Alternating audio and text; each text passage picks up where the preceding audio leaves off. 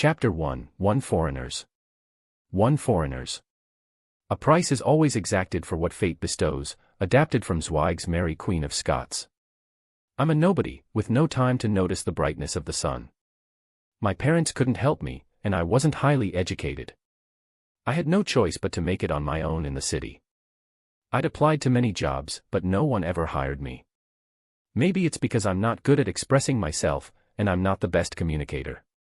I guess I just haven't shown enough ability. Once, I'd eaten 2 loaves of bread over a 3-day period. Hunger kept me up at night. At least I paid a month's rent in advance, so I didn't have to face the cold winter wind outside.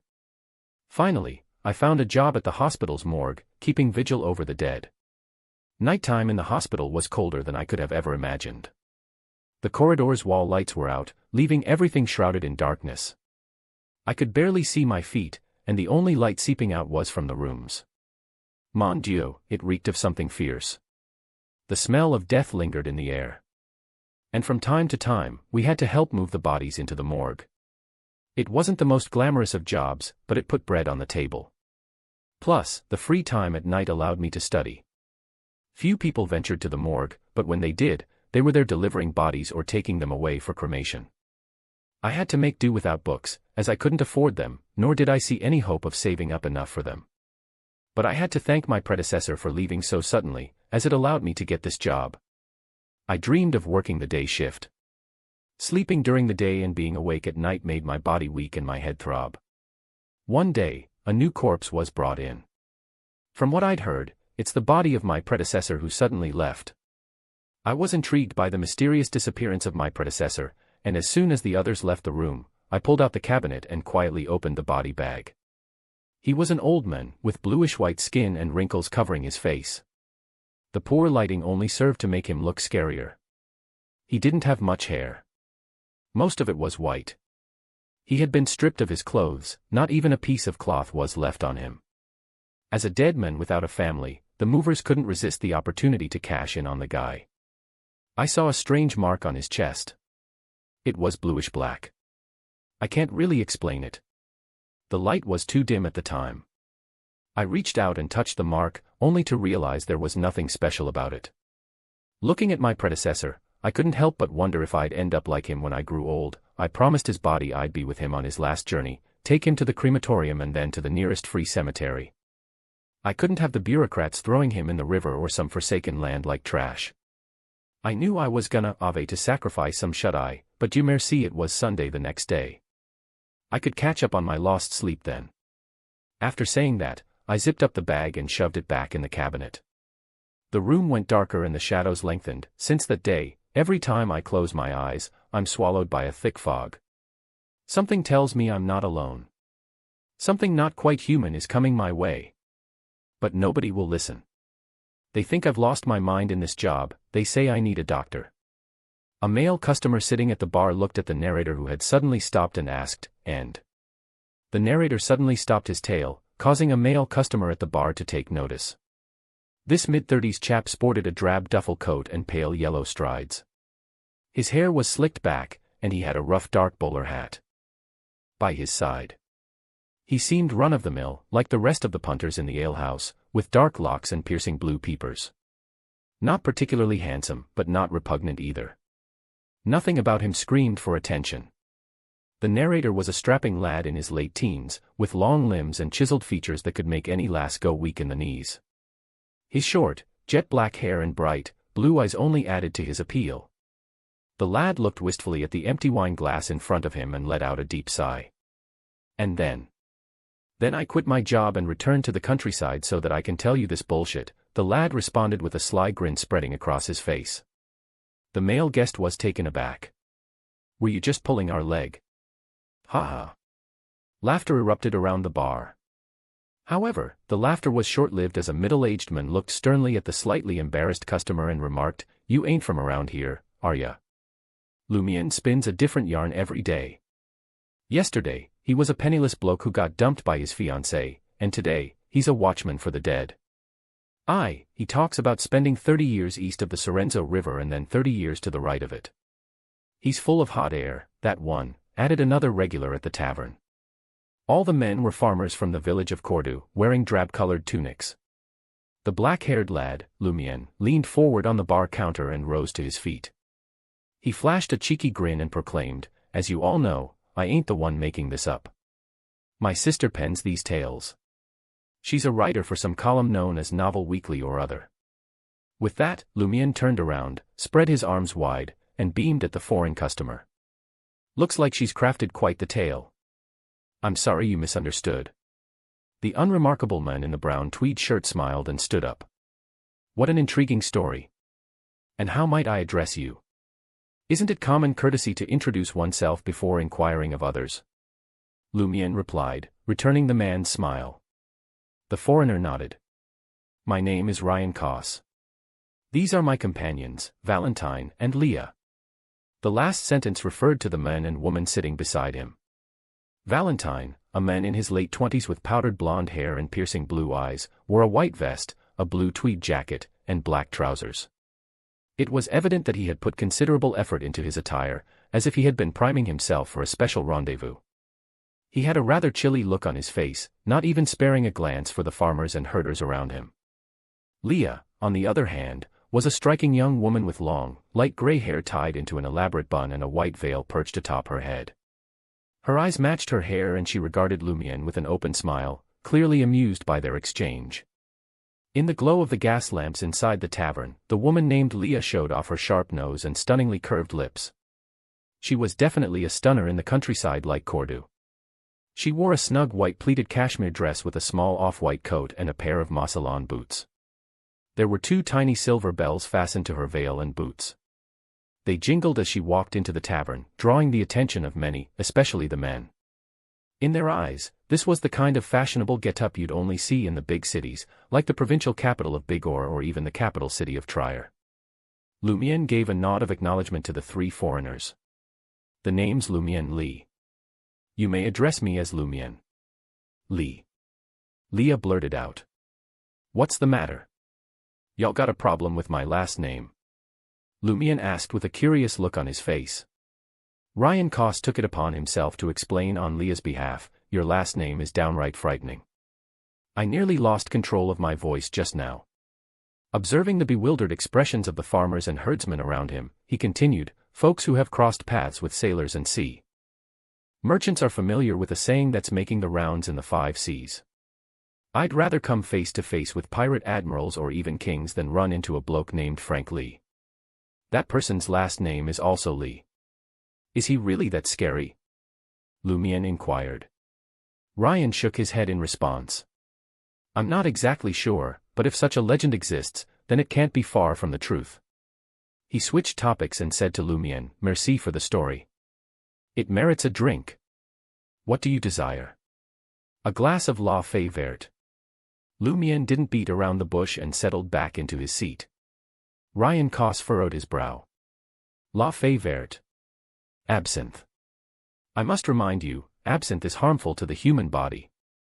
Such alcohol can lead to insanity and hallucinations." "I didn't expect the trends of Trier to reach here," Leah chimed in with a grin. Lumien acknowledged her comment tersely. "So the people of Trier also enjoy La Fée Verte. For us, life is already tough enough. No need to fret over a little more harm. This drink can calm our minds." "All right." Ryan leaned back in his chair and turned to the bartender. "A glass of La Fée Verte and another glass of Cur Epis." Cur Epis was a renowned fruit-based spirit that had been distilled to perfection. The thin, middle-aged men who had exposed Lumien's lies piped up. "Give me a glass of La Fée Verte too. After all, I was the one who told the truth just now. I can even tell you the truth about this kid's situation." He glared at Lumien, daring him to object.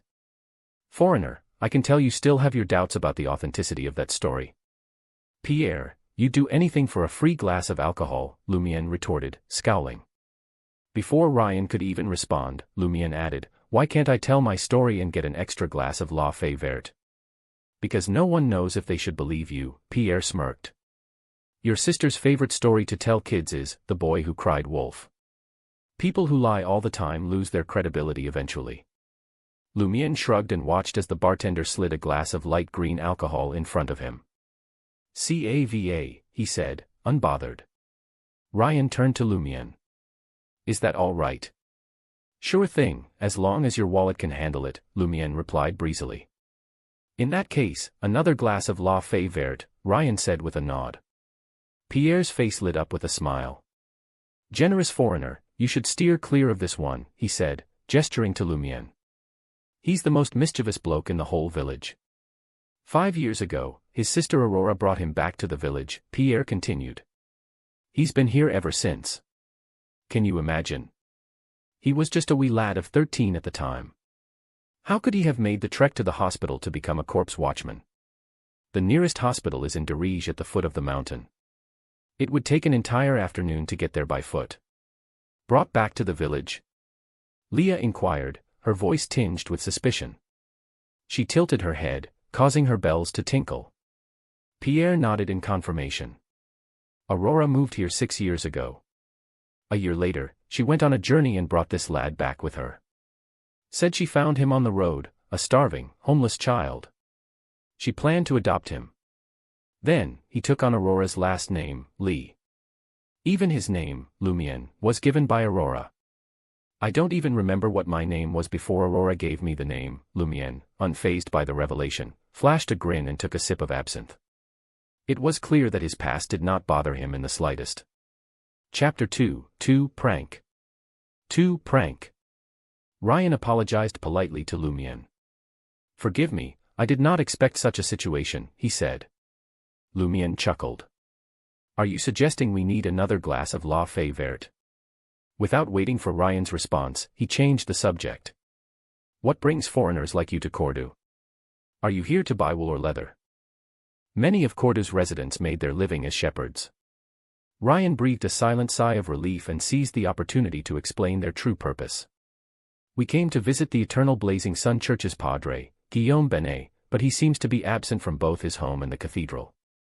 Pierre, who had enjoyed Ryan's free absinthe, kindly reminded him that there was only one church in Cordoue. The other locals around the bar counter were all drinking, but no one answered Ryan's question. The name seemed to represent some kind of taboo or authority that couldn't be openly discussed.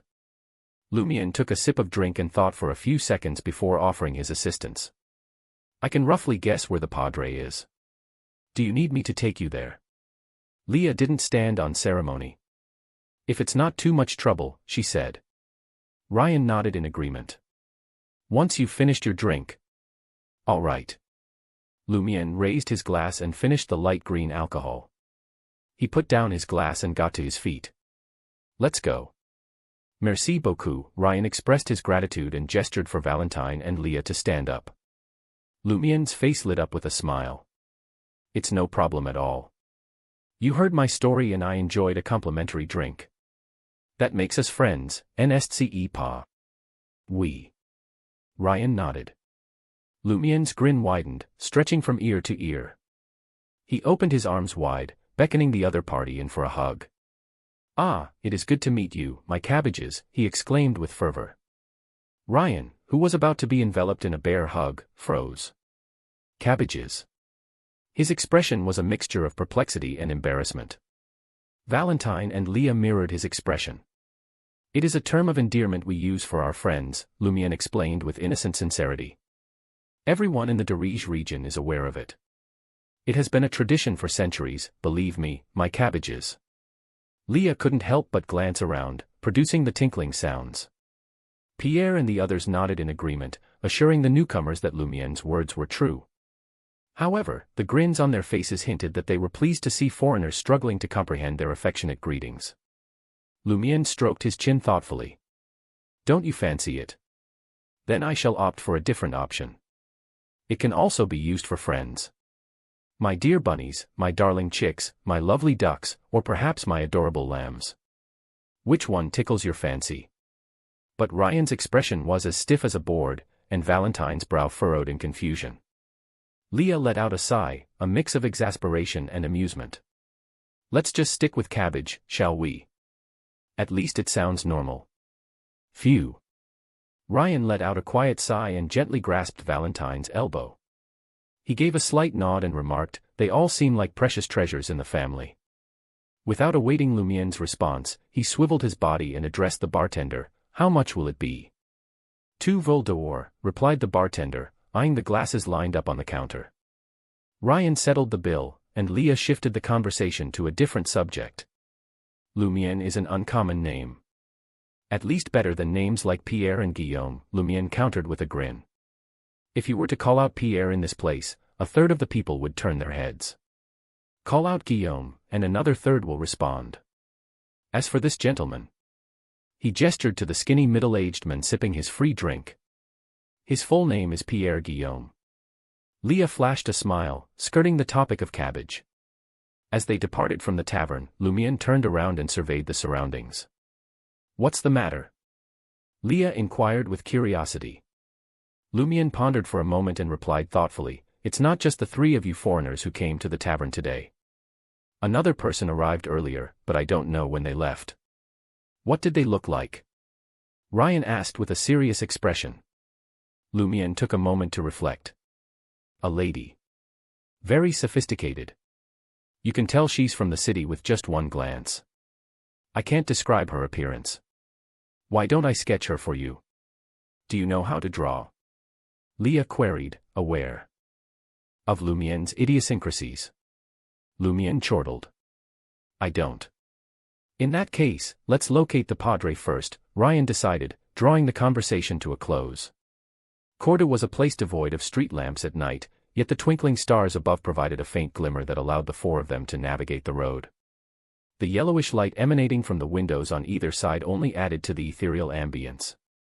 As they approached the eternal blazing sun cathedral situated in the village square, the grandiose structure appeared somewhat blurry in the darkness, as if it was merging with the night.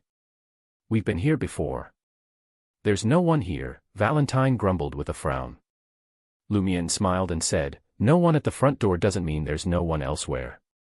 He then proceeded to lead Ryan and the others around the front of the cathedral towards the cemetery, where they found a dark brown wooden door. Lumien didn't wait for Ryan to knock. Instead, he reached over and fiddled with the keyhole before opening the side door with a creak. That's not very nice, is it? Ryan frowned. Leah nodded in agreement, her bells tinkling. We're here to visit the padre, not to fight him. All right, Lumien acquiesced. He closed the wooden door and knocked lightly. Hey, is anyone there? I'll come in if you don't answer, he muttered in a low voice that was barely audible in the night. There was no response from inside the cathedral. Without hesitation, Lumien pushed open the door and gestured inside. Go on in. Ryan hesitated. He looked at the darkness behind the door and glanced at his companions.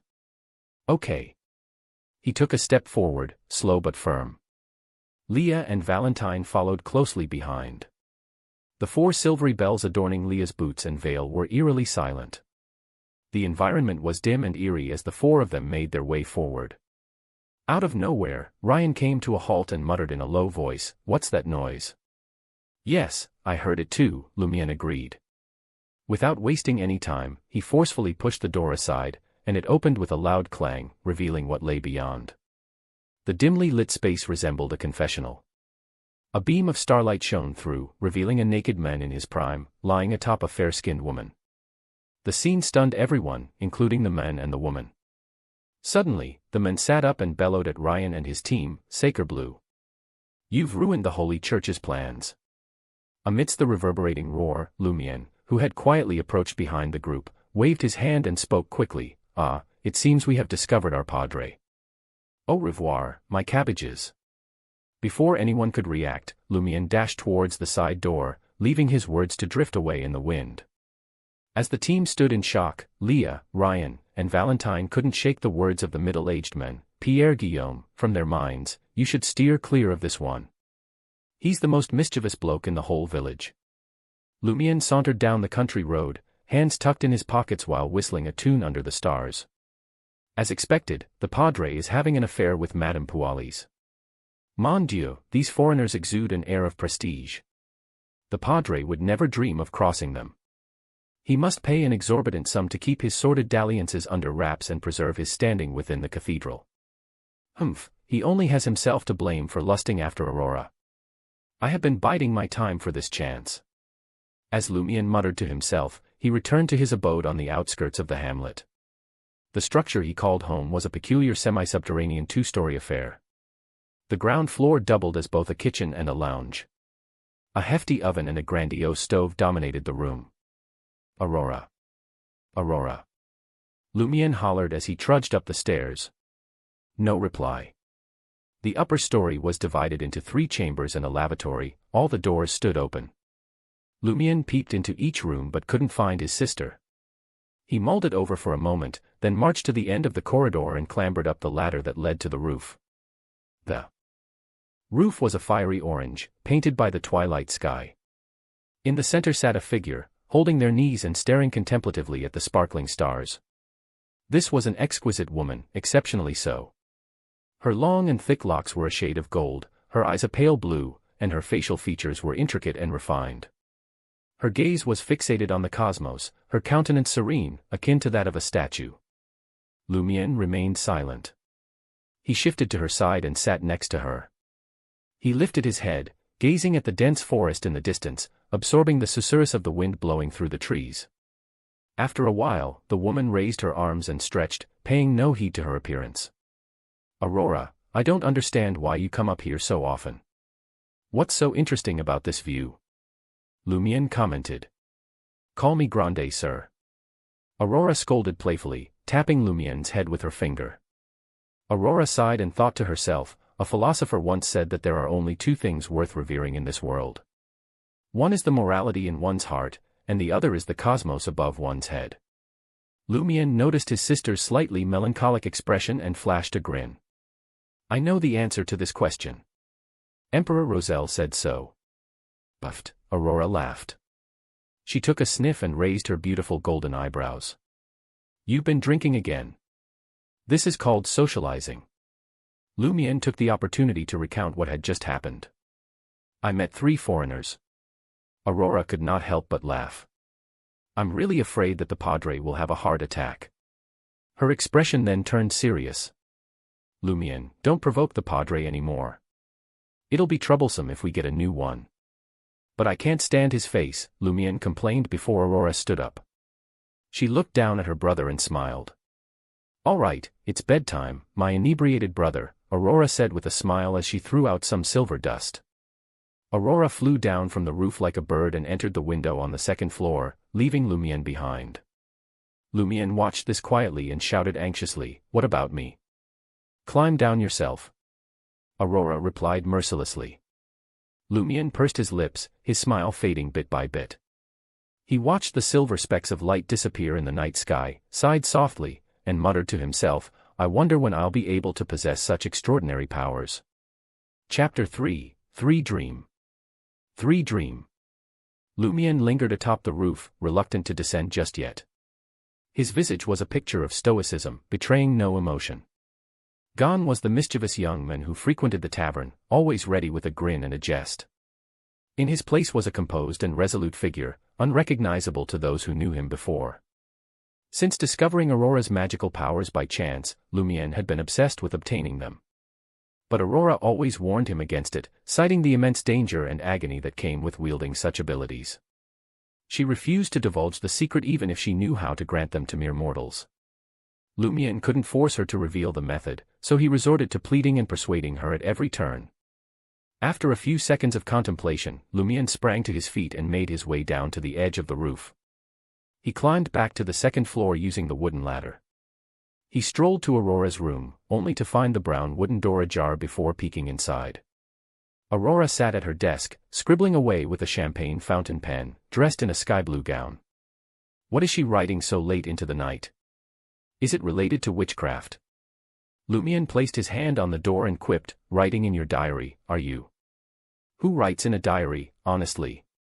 Aurora replied without looking up from her writing. Lumien wasn't satisfied with her answer. But didn't Emperor Roselle keep several volumes of diaries? Roselle, the last emperor of the Intis Republic where the siblings currently lived, had brought down the Sauron dynasty and assumed the mantle of Caesar, thereby declaring himself emperor. The man had made countless strides in the fields of science and engineering, having been credited with inventing the steam engine. Not to mention, he had charted the sea route to the southern continent and sparked an age of colonization. He was the embodiment of his time, a symbol of a bygone era over a century ago. However, in his twilight years, he was double-crossed and assassinated in the White Maple Palace of Trier. In the aftermath of his death, his diary pages were disseminated throughout the world, yet they were written in a tongue that nobody could decipher, as if the words didn't exist in this world.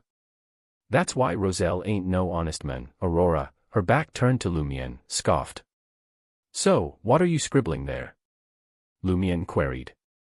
That was the crux of the matter. Aurora responded with a shrug, her voice dripping with indifference, a letter. To whom? Lumière couldn't help but scowl. Aurora paused, laying down her exquisite golden champagne fountain pen, intricately patterned, to review her words and phrases. A pen pal. What now? Lumière furrowed his brow, thoroughly perplexed. What the hell was that? Aurora chuckled, running her fingers through her lustrous golden hair as she began to enlighten her brother. That's why I keep telling you to read more and study more. Quit wasting your days drinking and carousing. Look at you. What sets you apart from an illiterate? Pen pals are friends who become acquainted through newspapers, magazines, and other publications. They've never met and rely solely on letters to keep in touch. What's the point of having such a friend? Lumière asked, rather concerned about this matter. As he withdrew his hand from the door, he scratched his chin, deep in thought. Aurora had never had a boyfriend before, so he couldn't allow her to be fooled by someone she had never met before. Meaning? Aurora thought about it seriously. First off, emotional value. I know you don't understand the concept. Humans need to connect with one another, but some things and emotions cannot be shared with the villagers, nor with you. I require a more private outlet to release my thoughts. These pen pals, whom I have not met in person, are perfect for that. Secondly, do not underestimate my pen pals. Some of them hold great power, and some possess extensive knowledge. For example, a pen pal gifted me this battery-operated lamp. Kerosene lamps and candles are too damaging to the eyes and not ideal for writing at night. Without waiting for Lumière to ask another question, Aurora waved her hand behind her. Get some rest, my inebriated brother. Bonne nuit. All right, bonne nuit. Lumière replied, trying to hide his frustration. Aurora instructed, don't forget to close the door. It's positively frigid in here with all the windows and the door open like this. Lumière slowly shut the door made of brown wood, then headed to his room where he removed his shoes before sitting on the bed. In the dimness of the night, Lumière could make out the wooden table beside the window, the slanted chair, the small bookshelf against the wall, and the wardrobe on the other side.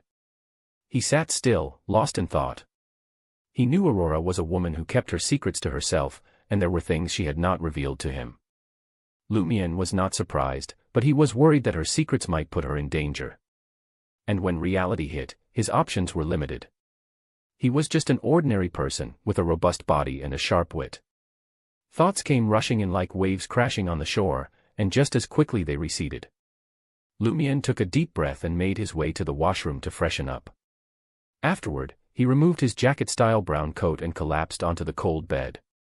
The April air in the mountains was still nippy. In the midst of his fugue state, Lumière perceived a murky mist, enveloping his surroundings and erasing everything in sight. He trudged through the haze in a daze, yet regardless of which direction he took or how far he went, the fog always led him back to the same place, his bedroom. The room was fashioned with a white four-piece bed, a wooden table and chair poised in front of the window, bookshelves, wardrobes, and the like. Phew. Lumière's eyes flickered open with a start, the morning sun casting a light through the thin blue curtains.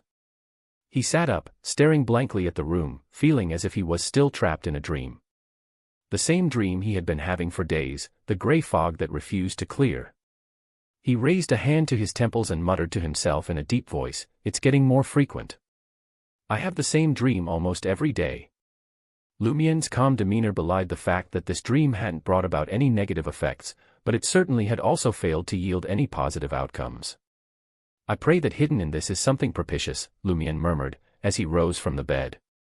Lumière opened the door to the corridor and was immediately met with a sound emanating from Aurora's room. What a coincidence. Lumière smiled. But then, a sudden thought hit him, causing him to take a step back and stand at the edge of the door. When Aurora's bedroom door creaked open, Lumion quickly raised his right hand and began to massage his temples with a slightly pained expression on his face. "What's wrong?" Aurora noticed his discomfort. "Success." Lumion cheered inwardly as he tried his best to calm himself down. "I had that dream again," he replied in a deep voice. Aurora's golden locks of hair cascaded down her shoulders as she furrowed her brows with concern. "The previous method didn't work," she murmured to herself before suggesting. "Perhaps I should find you a hypnotist, a real hypnotist, and see what caused it." "The kind with magical powers?" Lumion questioned deliberately. Aurora nodded lightly in response. "One of your pen pals?" Lumion couldn't help but ask. "Why do you care about this? Think about how to solve your own problem." Aurora retorted without hesitation. "Isn't that what's on my mind?" Lumion muttered inwardly. He took the opportunity to say, "Aurora, if I become a warlock and gain extraordinary powers, I should be able to unlock the secret of the dream and end it completely. Don't even think about it." Aurora replied without hesitation. Her expression softened as she continued, "Lumion, I won't lie to you. This path we're taking is dangerous, painful, and downright treacherous. If I had any other choice and if the world wasn't spiraling out of control, I'd be content with being a regular old writer and living a peaceful life." Lumion didn't hesitate to interject, "Then let me shoulder the burden of danger and pain. I'll protect you, while you do what you love." Those words had been repeating in his head for quite some time. Aurora went quiet for a couple of seconds before a grin spread across her face. "Are you discriminating against women?" Before Lumion could say a word, she added with a serious tone, "It's too late to turn back now. Ain't no going back to what we had before." "Fine, I get it. I'm gonna go wash up. You study hard at home today and get ready for the college entrance exams in June. You said it yourself, the world is getting more dangerous. What's the point of taking exams?" Lumion muttered. He believed that the key to success was strength, not some paper degree. Aurora just smiled and said, "Knowledge is power, my uneducated brother." Lumion had no response, so he just watched Aurora walk into the washroom. In the afternoon, in the bustling town square of Cordu, Raymond Gregg caught sight of Lumion Lee crouched under an elm tree. His thoughts were shrouded in mystery. "Shouldn't you be holed up at home with your nose buried in those books?" Raymond approached him, his voice dripping with envy. Raymond was Lumion's confidant, standing at a moderate 1.7 meters, with brown hair and brown eyes. He was an ordinary-looking fellow with a slightly flushed complexion. Lumion looked up at him and offered a charming grin. "Did Aurora not fill you in? Even the hangman deserves a respite. I've been cooped up for so long, I needed a break." All morning, he had been ruminating on the possibility of acquiring extraordinary powers. Without Aurora's assistance. This required him to seek out clues and take the initiative to investigate. Eventually, he felt that the rumors of magical powers circulating throughout the village held some truth and leads, so he purposely waited for Raymond here. "If I were in your shoes, I wouldn't rest for more than 15 minutes, Raymond drawled, leaning casually against the elm tree. "We don't have a sister who's well-read enough to teach us. I plan on learning how to herd sheep next year." Lumion paid no attention to Raymond's remarks and spoke reflectively. "Recall the tale of the warlock for me." Raymond couldn't quite understand Lumion's intentions, furrowing his brow in confusion. "The one about the warlock. In the past, there was a warlock in our village, but he died later. On the day of his burial, an owl flew in from outside and perched atop his bed. It only departed after the coffin was carried out. Then, the coffin became unbearably heavy. It took 9 bulls to pull it." Lumion pressed further, "How long ago was this?" Raymond's expression grew increasingly perplexed. "How should I know? I heard it from my father." Chapter 4, Fore-Shepherd. Fore-Shepherd. Lumion sprang to his feet, his eyes flashing with determination. "Then let's go to your father." He had always been a man of action, and he knew that investigating the village legend couldn't wait. If he dallied, his sister Aurora would surely catch wind of it, and she would never allow him to proceed. In Aurora's eyes, delving into the realm of extraordinary powers was tantamount to playing with fire. How can I not know that there's danger? Aurora wouldn't lie to me about this. But even if the world is ablaze, I have to keep walking. I can't let Aurora face this alone. As he got up, this thought flashed across Lumien's mind. Every time Aurora mentioned that the world was becoming more dangerous, the seriousness and worry on her face couldn't be any more genuine. Raymond Gregg looked at Lumien with confusion etched on his face. Why are you looking for him? Lumien fixed him with a withering look. Ask him how long ago the legend of the warlock took place. Why is this guy struggling to comprehend such a simple matter? Perhaps I need to find some time to test his intelligence. Raymond still looked baffled as he gazed at Lumien. Why do you need to know such details? Should I bother trying to explain it to this clueless fellow? Or should I simply come up with a plausible excuse? He weighed his options. Lumien's mind raced as he considered his next move. He knew that he couldn't keep his investigations a secret from his friends, but he also knew that pursuing the truth about the legend was a risky move. However, he quickly came up with an idea. He flashed a grin that he usually reserved for moments when he was about to deceive someone. Raymond took 2 steps back, sensing that something was amiss. Spill it. Lumien adjusted his dark-colored shirt and linen jacket before smiling. I believe the legend of the warlock is worthy of our attention. What's so important about it? Raymond asked after some thought. There was indeed a warlock in our very village of Cordu in the past, Lumien said with a serious expression. Think about it, my friend. When I lie, I don't provide specific details like the time, place, and background that anyone could easily verify. However, this legend mentions a warlock who lived in Cordu, and if it were a fabrication, it would be too easy for someone to expose it as such. But that was ages ago, Raymond countered. I'm also referring to the people who were around when the legend first started circulating, Lumien explained, his smile widening. They could have easily confirmed whether or not a warlock lived in Cordu at that time. And since the legend has been passed down through generations, it's highly likely that it's based on a real event. Raymond remained unconvinced. But when you make up stories, you often use phrases like more than 100 years ago, centuries ago, long, long ago, to make it impossible for anyone to verify. That's precisely why I need to confirm it with your father, Lumien replied, a sly look in his eye that said, you see where I'm going with this, don't you? That's true, Raymond nodded slowly, accepting Lumien's explanation, but he couldn't shake the feeling that something wasn't quite right. As they left the square and delved deeper into the village, Raymond had a sudden epiphany. Mon Dieu, why do you want to confirm if such a legend is true? Warlock, mon ami, that's what we're searching for. If we can confirm the house where he lived and the place where he was buried, we might uncover his secret and gain magical powers that go beyond mere mortals, Lumien replied, his truthful words dripping with deceit. Raymond's expression turned skeptical. Don't tell me lies. Mon ami, most of those tales are created to scare little children. How can they be true? And on top of that, anyone who seeks the power of a warlock will end up in the Inquisition. The Intis Republic lay on the northern continent, where the orthodox deities were the eternal blazing sun and the god of steam and machinery. These 2 churches divided the faith of almost all the people, and they didn't allow the Church of Evernight Goddess, the Church of the Lord of Storms from the Lone Kingdom, the Church of Earth Mother from the Fainapotter Kingdom, the Church of the God of Knowledge and Wisdom from Lenberg, and the Church of the God of Combat from the Faesac Empire to come in and preach. The Eternal Blazing Sun Church's Inquisition was feared by all. Countless heretics had been locked up and subjected to unimaginable torture. Lumien laughed.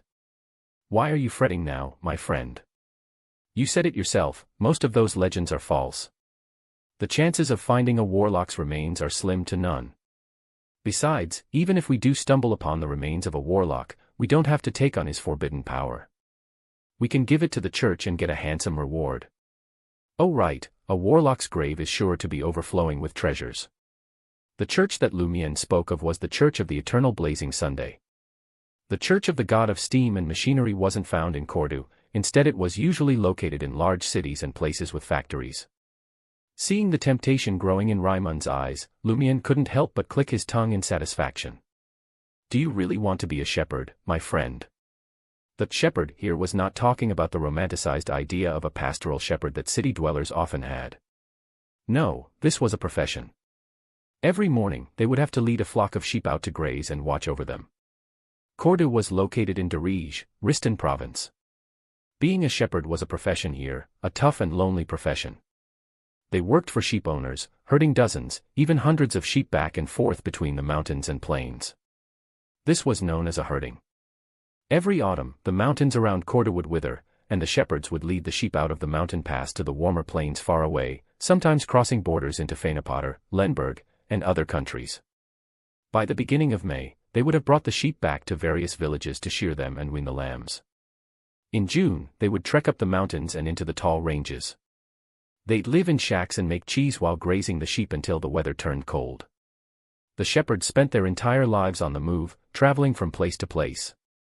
They only had a small window to return to the village, which made starting a family nearly impossible. Most of them were single, and the few widows who had no choice but to herd sheep for a living were highly sought after by the shepherds. Raymond fell silent. After a long while, he hesitantly said, "I'll listen to ya. It does sound like fun, and I could use something to pass the time." In the ordinary course of events, once the family decided which child would become a shepherd, they would dispatch him to a certain shepherd's location to assist between the ages of 15 to 18. There, he would learn the ropes of shepherding. 3 years later, the youngster would officially become a shepherd and seek employment elsewhere.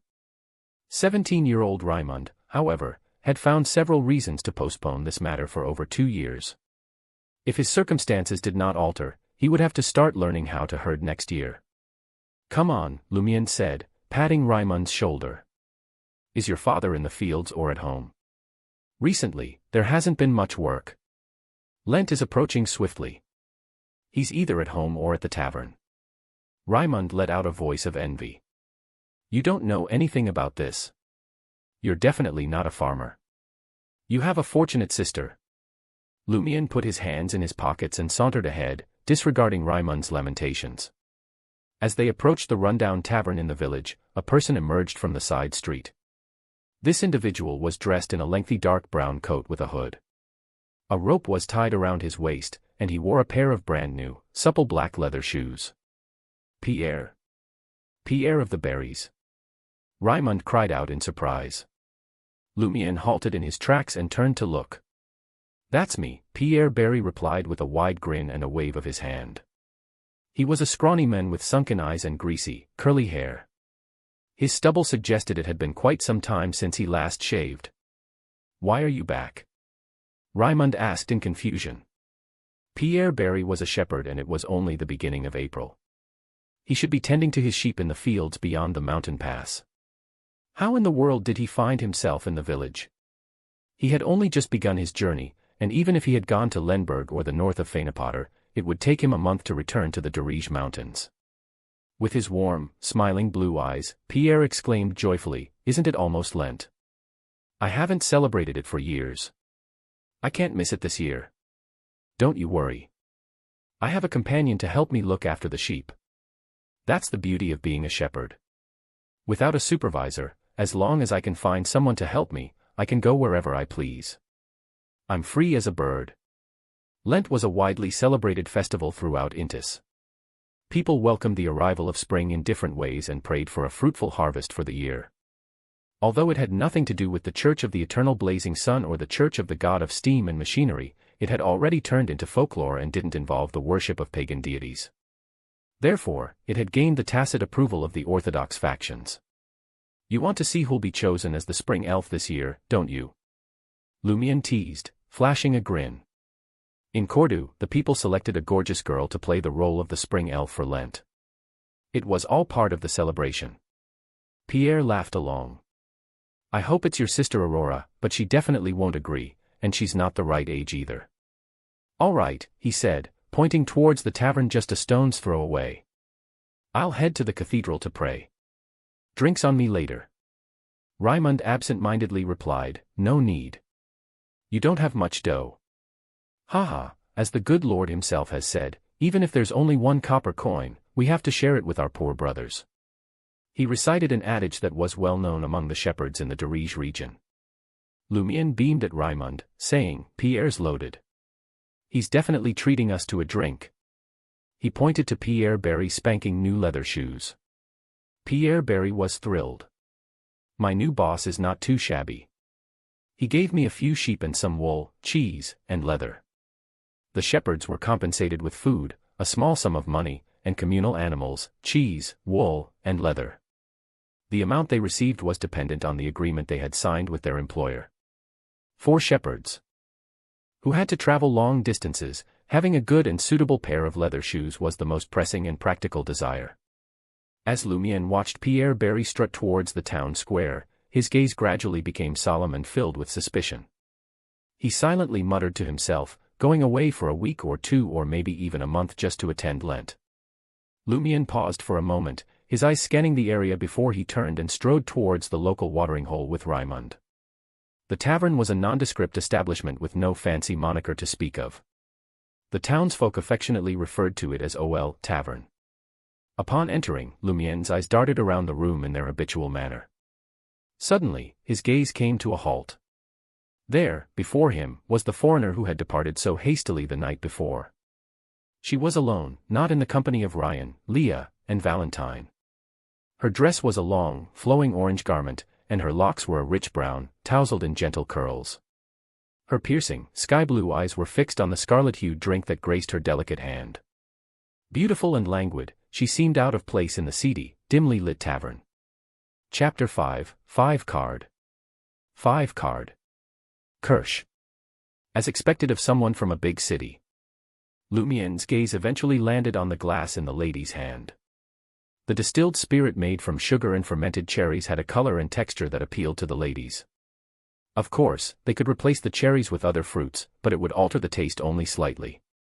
Cordes OL Tavern had a limited stock of high-grade wine, including Kirsch, which Madame Poualis fell in love with during her visit to the provincial capital, Bigorre.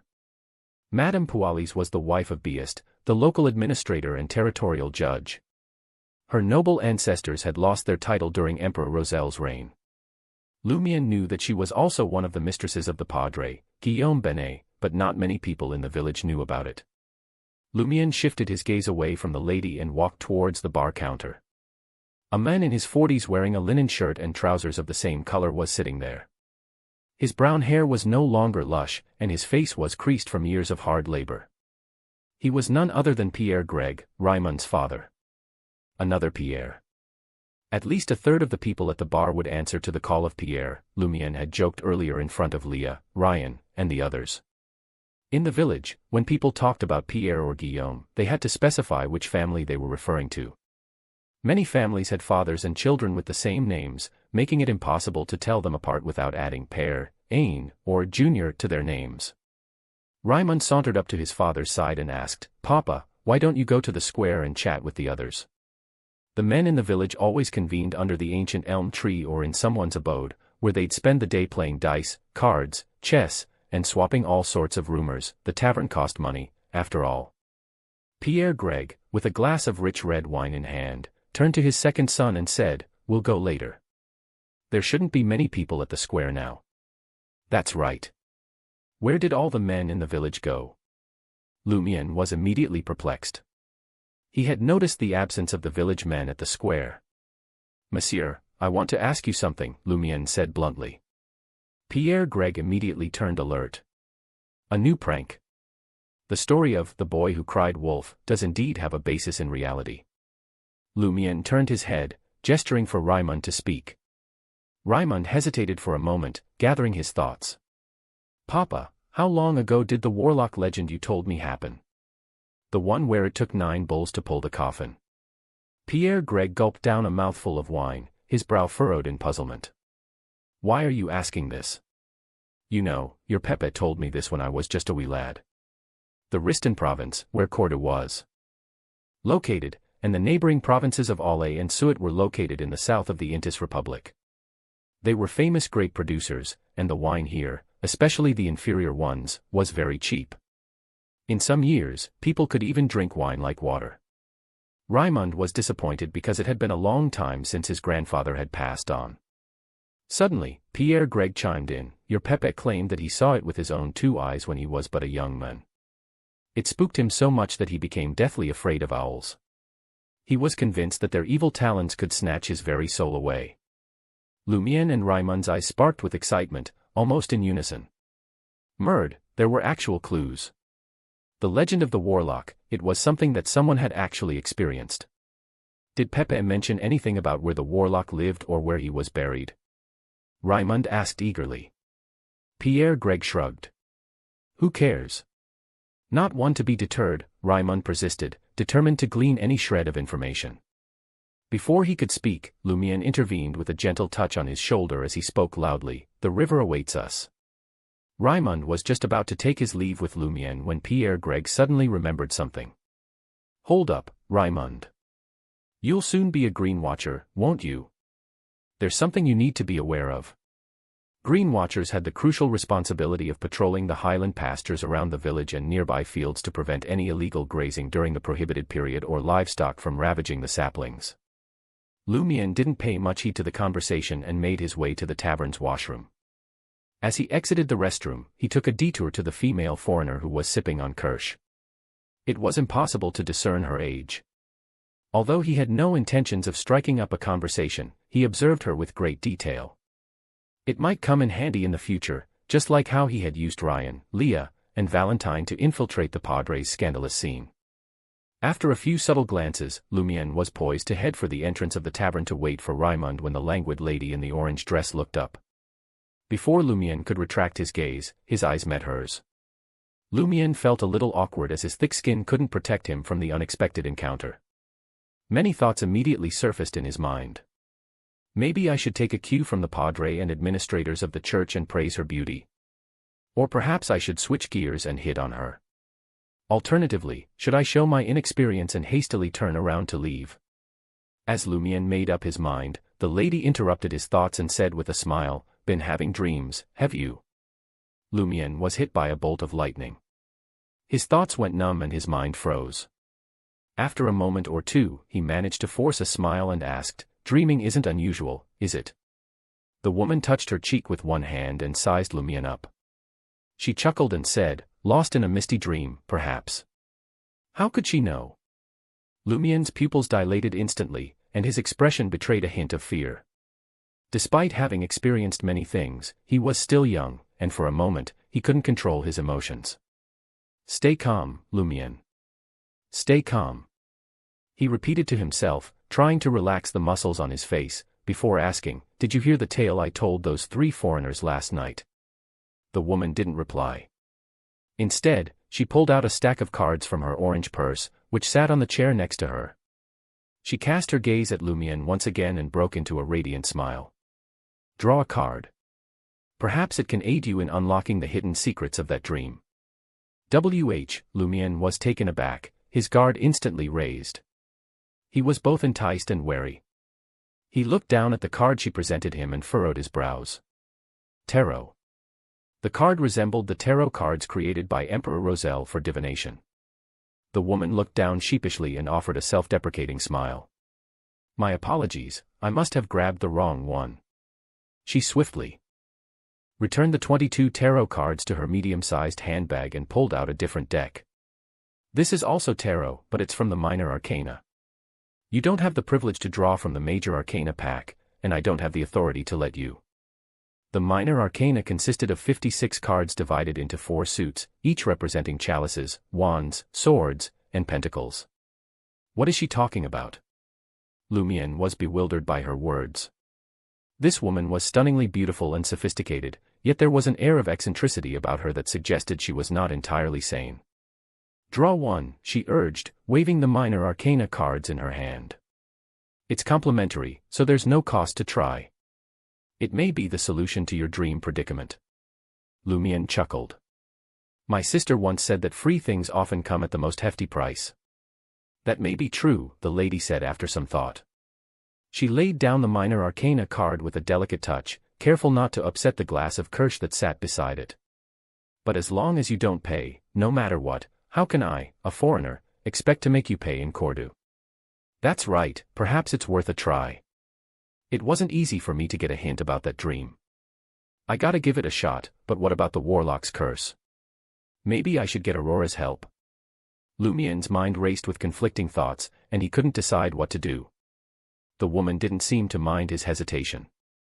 After what seemed like an eternity, Lumière finally made up his mind. Slowly, he leaned forward and reached out his right hand. Carefully, he shuffled through the stack of minor arcana cards and extracted one from the middle. 7 of Wands. The languid woman's eyes drifted towards the card. The image depicted a man in verdant attire, standing atop a mountain with a determined expression on his face. In his hand, he held a wand, poised for battle against the 6 wands representing his enemies that were attacking from the foot of the mountain. "What does this mean?" Lumion asked. The woman's lips curled into a smile. "I shall interpret it for you. It symbolizes crisis, challenge, confrontation, courage, etc. However, what really matters is that this card now belongs to you. When the time comes, you will discover its true meaning." "You're giving it to me?" Lumion's confusion grew with each passing moment. Could this card truly be cursed? The woman ignored his query and started to put away the remaining cards.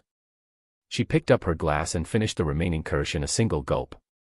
With graceful strides, she made her way towards the staircase on the side of OL Tavern and ascended to the 2nd floor. It was obvious that she lived there. Lumion felt the urge to follow her, but something held him back. His thoughts were in disarray. Is this really an ordinary card? She gave it to me. Does that mean she'll never be able to use that deck again? Aurora might be able to shed some light on this at this moment. Raimund approached Lumion. "What's the matter, my friend?" "Nothing much. That foreigner was quite the looker, isn't she?" Lumion said patronizingly. "I reckon your sister, Aurora, is far more beautiful." Raimund then lowered his voice. "Lumion, my Pepe has been gone for ages. What should we do next?" Lumion, who was in a hurry to leave, pondered for a moment before answering. "Firstly, we could track down an elder around your Pepe's age who's still kicking. Alternatively, we could head to the cathedral and examine the registry." But that's something to consider at a later time." Lumion remembered his recent altercation with the Padre and decided it was better to avoid the cathedral, unless it was absolutely necessary. As the only cathedral in Cordu, it held significant power, even acting as a government entity. It recorded all significant events, including deaths and marriages. Before Raimund could ask any further, Lumion interjected, "Let's split up and see who fits the bill." "We'll inquire tomorrow." "Agreed." Raimund immediately agreed.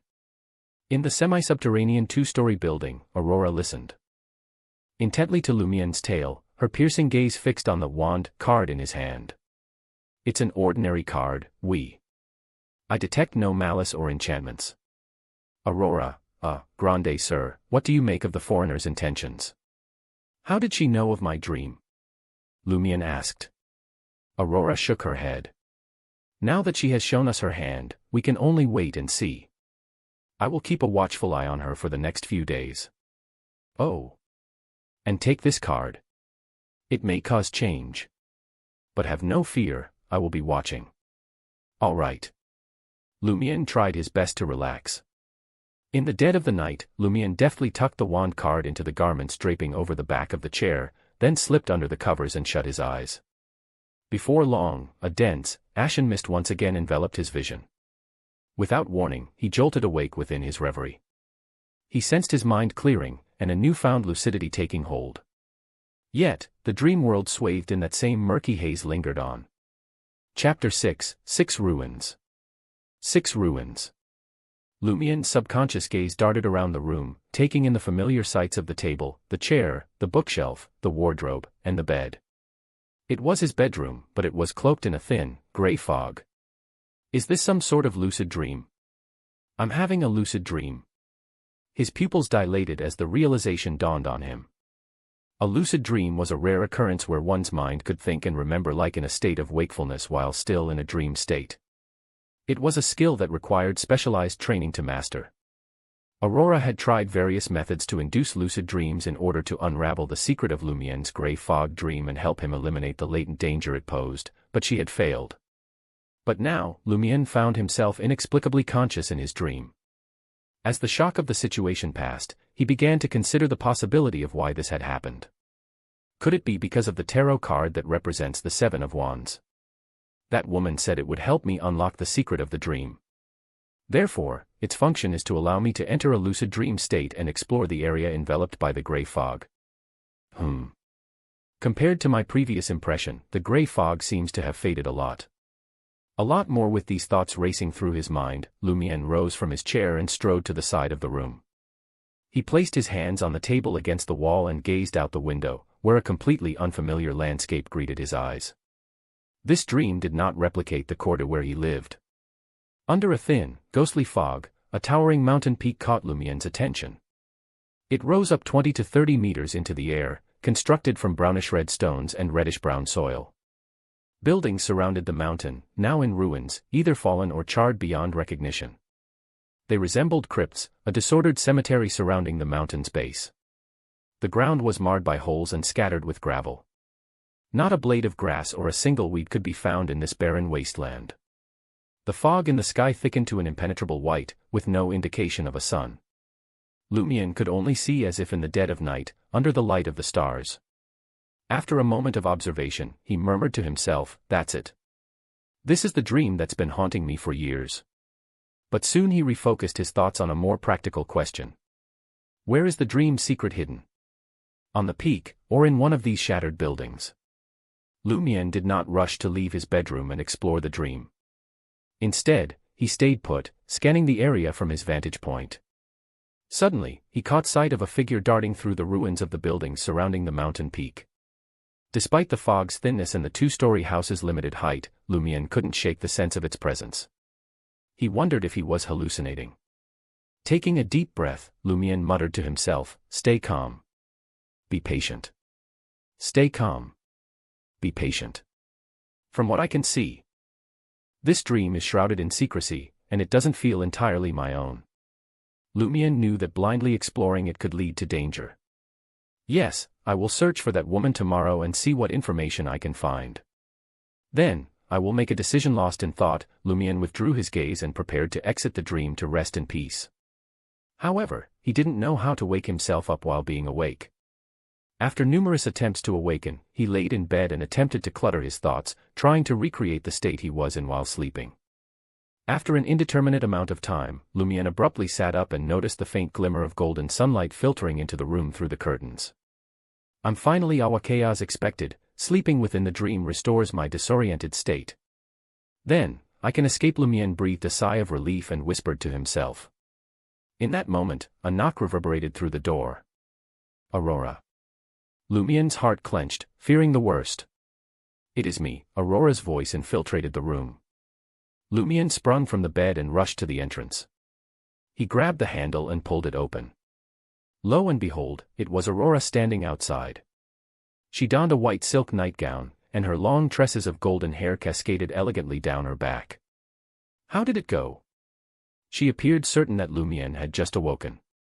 Lumien held nothing back and recounted every detail that had occurred. Aurora nodded pensively. The purpose of the card was to facilitate a lucid dream. She inquired, "What are you going to do next?"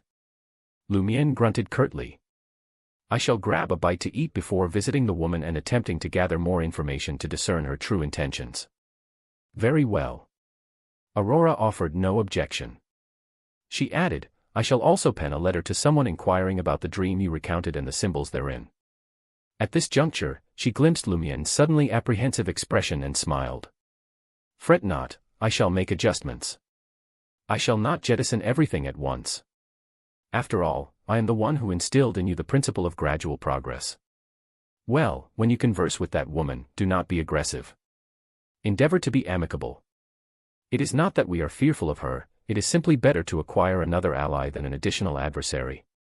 "Understood," Lumien replied solemnly. Cordu, OL, Tavern. Lumien strode into the Cordu, OL, Tavern and approached the bar counter.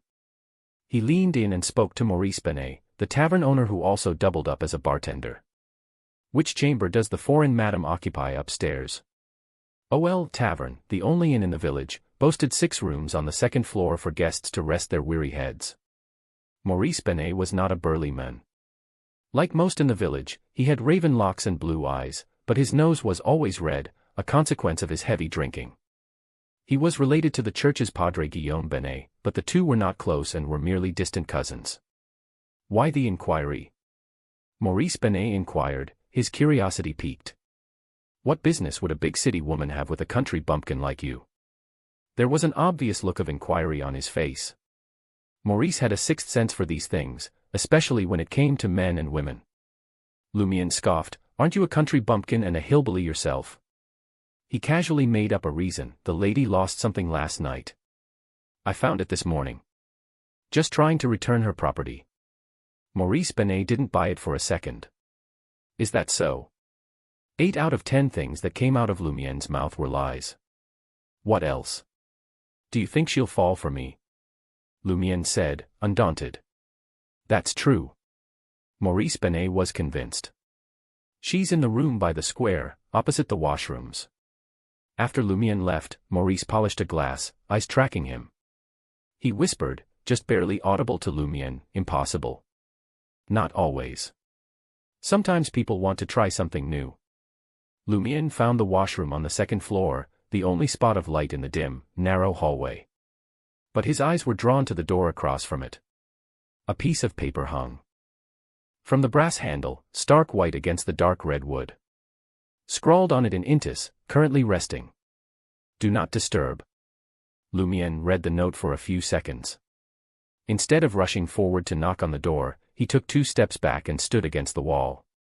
He planned to wait here until the lady came out. Life on the streets had taught him hard lessons. When an opportunity appeared, you seized it with both hands, no hesitation, no second thoughts, no fear. Otherwise it slipped through your fingers, and you were right back where you started. So he would wait as long as it took, the minutes ticking by endlessly as he ignored the eyes he felt tracking him, the whispers in his mind. He stood there without a hint of frustration, probably capable of passing off as a statue. Finally, a soft creak. The woman had changed into a pale green dress with white edges. Her brown hair was swept into a tight bun. Those light blue eyes flicked to Lumière before moving to the paper sign on the door handle, a smile dancing at the corner of her mouth. "How long did you wait?" she asked, not at all surprised to see him there. Lumière took a step forward and said, "That's not important." He tried to keep his tone even, to appear less eager. "What do you want to ask?" the woman said, cutting straight to the point. Lumière glanced around the empty hallway. "Here." The lady replied with a smile, "If you don't mind, I don't mind either." Lumière had already noticed that the other occupants of the tavern, including Ryan and Leah, were nowhere to be found. There was no one else on the second floor except for him and the woman in front of him.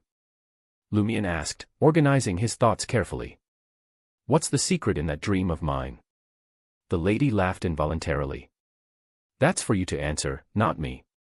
She paused for a moment before saying, "All I can say is, you'll find extraordinary power there." Extraordinary power. His pulse roared in his ears. What's the point, if it's just a dream? Won't change anything out here. The woman's lips curled into a smile.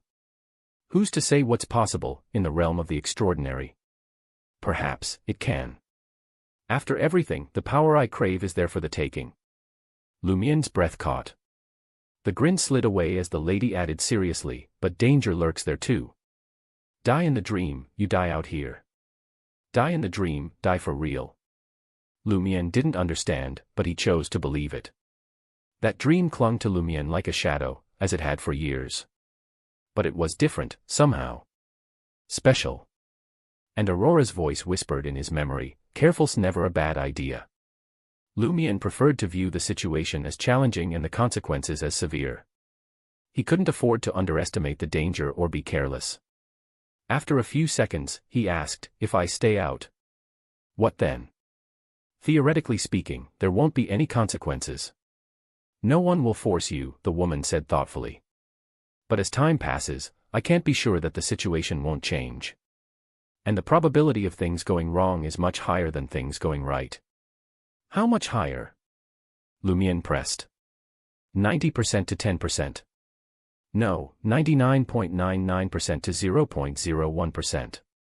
The lady added seriously, "Of course, this is just my personal judgment. You can choose not to believe it." Lumière felt a wave of uncertainty wash over him, his mind racing with conflicting thoughts. "Recently, I'm becoming convinced that the dream is a hidden danger.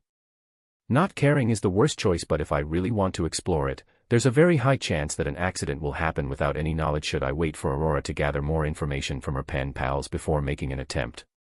But if I do, Aurora definitely won't allow me to use the dream exploration to obtain extraordinary powers whilst my investigation of the legend to seek extraordinary powers.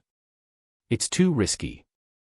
It can lead to death. Perhaps I should do a preliminary exploration at the edge of the dream ruins to gather information and not take the risk of entering. I can tell Aurora about the conversation, but I can't reveal the possibility of obtaining extraordinary powers. Once his thoughts had settled, Lumion gazed at the woman across from him and asked in a low, serious tone, "Who are you exactly? Why did you give me that tarot card and the opportunity to explore the dream?" The woman smiled enigmatically. "I will tell you once you have unraveled the mystery of the dream." Chapter 7, 7 Naroka. 7 Naroka. Once Lumion had departed from the OL tavern, he found himself standing on the uneven road, uncertain of where to go next. The morning sun beat down upon him, albeit with a slight chill in the air. As he deliberated his next move, Raymond Gregg emerged from the side. "I was just looking for you." Lumion quickly regained his composure and queried, "What's the issue?" Raymond appeared taken aback. "Have you forgotten? Today, we're supposed to seek out the elderly, around the same age as my Pepe, and inquire about the legend of the warlock." Lumion groaned, pressing his hand against his forehead in agony. "Is that so? Why can't I recall? Or is this just your imagination?" Raymond's expression shifted from one of concern to one of fear.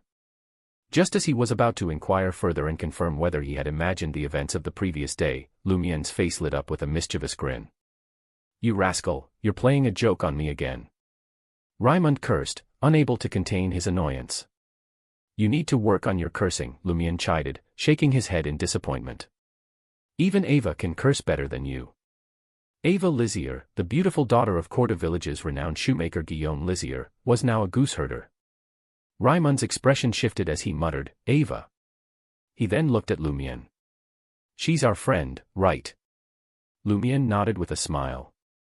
"Indeed she is." The trio, along with Guillaume of the Berries and Ava's cousin Azema Lizier, were inseparable teenagers who often spent their days together. "Why don't we bring Ava on board to help us uncover the truth behind the legend?" Raymond suggested. "As you know, her father always said, why must a dowry be paid when a woman gets married? How many good families have fallen like this? It pains her to hear it. She might be relieved if she could get some treasure or reward from the investigation. I've also heard the heads of several families in the village say similar things, including our padre," Lumion added with a sly grin. "They wish their brothers would stay at home forever. Even if they get married, they won't venture out alone to establish a family. That would require them to split the assets and give them their deserving share." Lumion shot a furtive glance at Raymond and continued, "Therefore, many families prefer to let one of their children become a shepherd. This way, he won't get married and will have a certain income. Most of the time, he can support himself." Raymond's expression gradually darkened as he considered the implications of this issue. He had never thought too deeply about it before. This was precisely why he enjoyed spending time with Lumion. Although most people in the village believed that Lumion had a poor character and enjoyed lying and playing tricks, he was actually more knowledgeable than anyone his age. Raymond, on the other hand, felt like he didn't know much and spent his days in a daze, simply following through with his family's arrangements. "It's good that you know," Lumion thought to himself before skillfully steering the conversation back to their investigation. "It's too late now. We must hurry up and ask around. We will get Ava tomorrow. Yes, we can also bring Guillaume Jr. and Azema on board later. Not only will this potentially lead to gains, but it will also be a fascinating activity that can train our abilities. Bring Guillaume Jr. and Azema too." Raymond grumbled begrudgingly. The more people involved, the less his share of the rewards would be. Furthermore, if he included them, he would have fewer chances to win over Ava's affections. Lumion regarded him with a touch of kindness and pity in his gaze. "Silly child, do you think Ava will fall for you? Her eyebrows are very high, and she only wants to marry into a good family. She clearly has a certain favorable impression of me, a villain, yet she can control herself in the Darige region. Having high eyebrows meant having high standards, and they wouldn't settle for just any average bloke." My sister always said there is strength in numbers, Lumian explained simply. Who are the old croakers that we need to visit? You didn't investigate? Raimund asked in surprise. How could I have the energy to investigate after the incident with the wand card? Lumian smiled and quipped, of course I investigated. I am just testing your ability to gather information. Raimund had no doubts. There are 9 elders who are still alive in the village. They are about the same age as my Pepe, or a little older. 6 women and 3 men. Ladies do live longer. Lumian listened quietly, deep in thought. There's no need to visit the last 2. They're from another village and came here through marriage. Let's start with Naroka. She's the oldest and might have been an adult when the warlock incident happened. Naroka's real name wasn't actually Naroka. It was a title of respect for her. In Riston province, married women from prominent families or those who were the actual heads of households were entitled to the title Madam. More than that, their names were marked with an A to proclaim their femininity, and prefixed with Na to signify their authority as madams reigning over their domains. Madame Pualis's family had been in decline for a long time, and at home she dutifully deferred to her husband Biest, the provincial administrator. Therefore, she didn't have a Na prefix or an A suffix. She could only be addressed as Madam. Naroka had been widowed early on in life, and as a result, she took over the family's accounts. Despite her 2 sons coming of age, getting married, and having children of their own, she kept her hand positioned squarely on the purse strings of the family fortunes. This was a rare occurrence in Cordu, where men usually took charge of the family's affairs. In families where the father was absent, the eldest child would naturally take back the authority to manage the entire family from their mother once they reached adulthood. Okay, Raimund acquiesced without questioning Lumien's decision. As they walked by a few buildings, Lumian spotted 4 old women basking in the sun as they chatted casually in front of a 2-story house. They sat very close to each other, catching lice on each other's bodies, which was a form of entertainment in the countryside of the Intis Republic that served to bring people closer and express affection. Do we ask her now? Raimund hesitated, concerned that their pursuit of the truth behind the legend might spread throughout the village. Let's wait a little longer, Lumian replied solemnly, knowing that many rumors in the village were generated and spread through such gatherings. After a while, the other 3 old women left one by one because they still had work to do at home. Good morning, Naroka. Lumian immediately walked over. Naroka's hair was grizzled, and her eyes were slightly turbid. She wore a dark dress made of rough cloth, and her hands were covered in a layer of chicken skin with obvious patches on her face. When will Aurora join us? Many people in the village miss her, Naroka asked with a smile. The men, I suppose. Lumian entered a state where he spoke his truth while the other talked about another matter and asked curiously, Naroka, have you really seen a real warlock? The one whose coffin 9 bulls couldn't move. Naroka's visage shifted ever so slightly. Who told you that? His Pepe came back one night to tell him. Lumian began to spout nonsense. Naroka was stunned. Can souls really return? My papa told me that Pepe had mentioned it when he was alive, Raimund interjected, unable to watch Lumian deceive the elderly woman. Naroka's expression fell. After a moment of contemplation, she spoke. Up.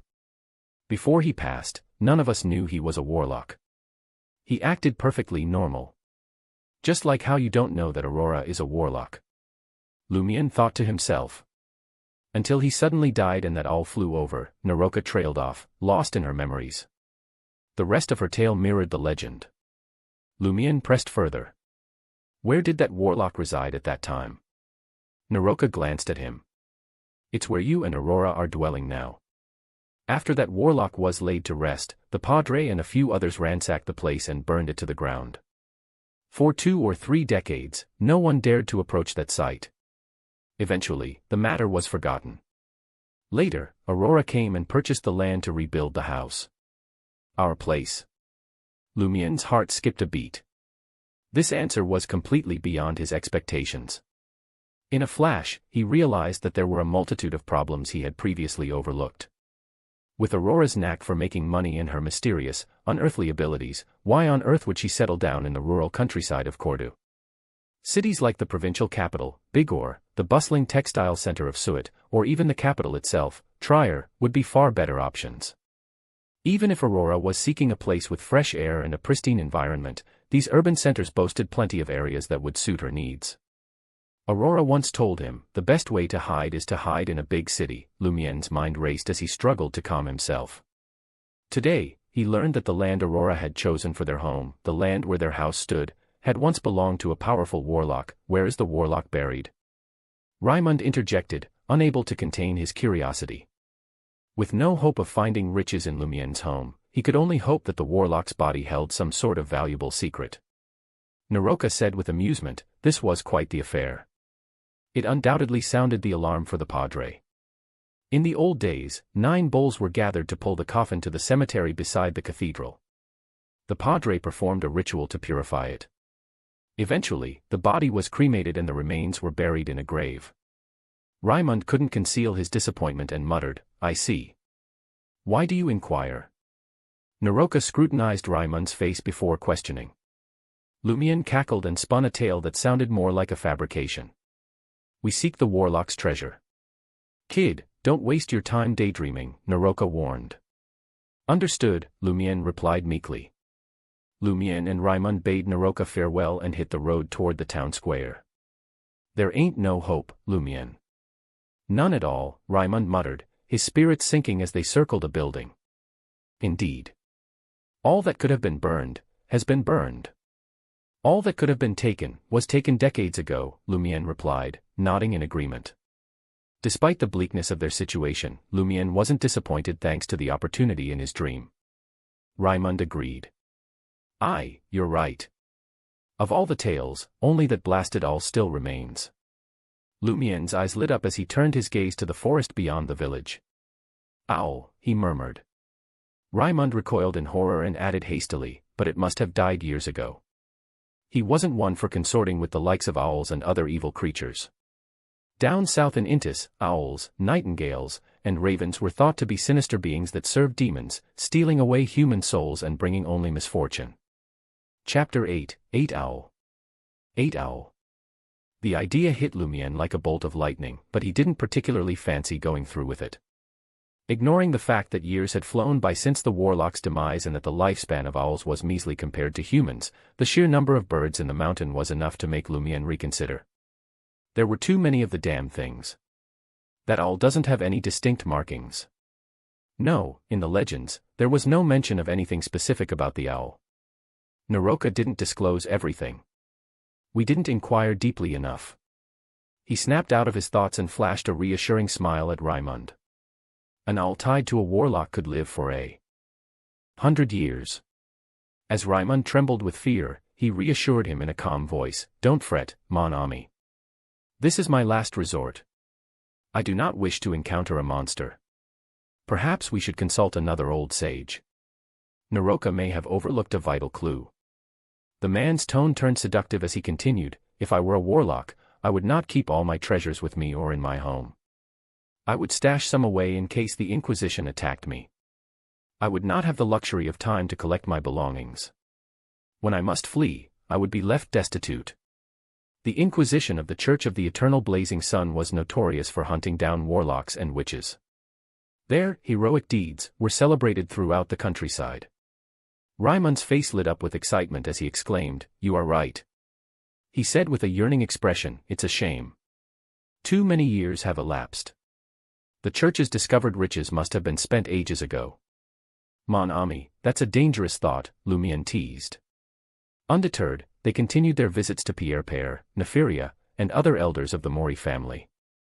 Although their responses mirrored Naroka's, Lumien and Raimund, with their newfound experience, managed to extract more details. For instance, the owl was of medium size and resembled its kind. It had a pointed beak, a feline face, brown feathers with scattered spots, brownish-yellow eyes, and black pupils. However, it was larger than the average owl, and its eyes appeared to spin.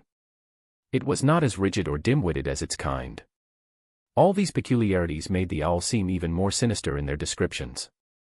Seems like we've hit a dead end, Lumien stated to Raimund as they traveled to the town square. We must focus on other legends. Raimund was not as discouraged as he had been earlier. Agreed. But which one should we pursue? This fellow is so proactive and hardworking. Lumian silently praised Raimund's enthusiasm and diligence and ready to reward for him. He nodded and said, "Take your time and reflect on it. We shall discuss tomorrow. I shall impart combat techniques to you this afternoon." "Marvelous!" Raimund exclaimed, overjoyed by the unforeseen instruction. Aurora was a skilled fighter. After all, how else could she handle the savage and rough men in the village? Her younger brother was likely to be just as proficient. After bidding farewell to Raimund Greg, Lumian veered onto the trail leading to his home. As he walked, he spotted a group of men approaching him. The leader was in his prime, not towering above 1.7 meters in height. He wore a white robe and had light black hair. With a regal demeanor and decent facial features, the tip of his nose curled slightly in undisguised disgust and malice as he glared at Lumian with his blue eyes. None other than the padre of the Eternal Blazing Sun Church in Cordoue, Guillaume Benet. "I have been awaiting your arrival for quite some time," Guillaume Benet bellowed in a baritone voice. "Did you deliberately bring those foreigners to the cathedral?" Lumian attempted to explain himself as he furtively took a step back. "I thought you were sleeping inside."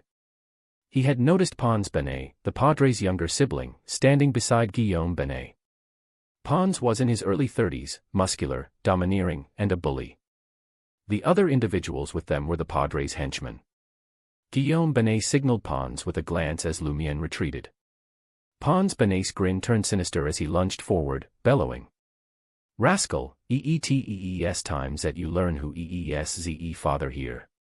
Before he could complete his sentence, Pons had already hastened his steps and pounced on Lumian. The other brutes followed suit. In Cordoue, a place where logic held no sway and apologies fell on deaf ears, brute force was the only language that could command respect. Guillaume Benet, the padre, knew this all too well, having resorted to violence countless times before. So, when he learned that the outsiders had been ushered into the cathedral by Lumian, the priest wasted no time in making his move. He was determined to get hold of the ruffian and pummel him into submission until he lay bedridden for a month.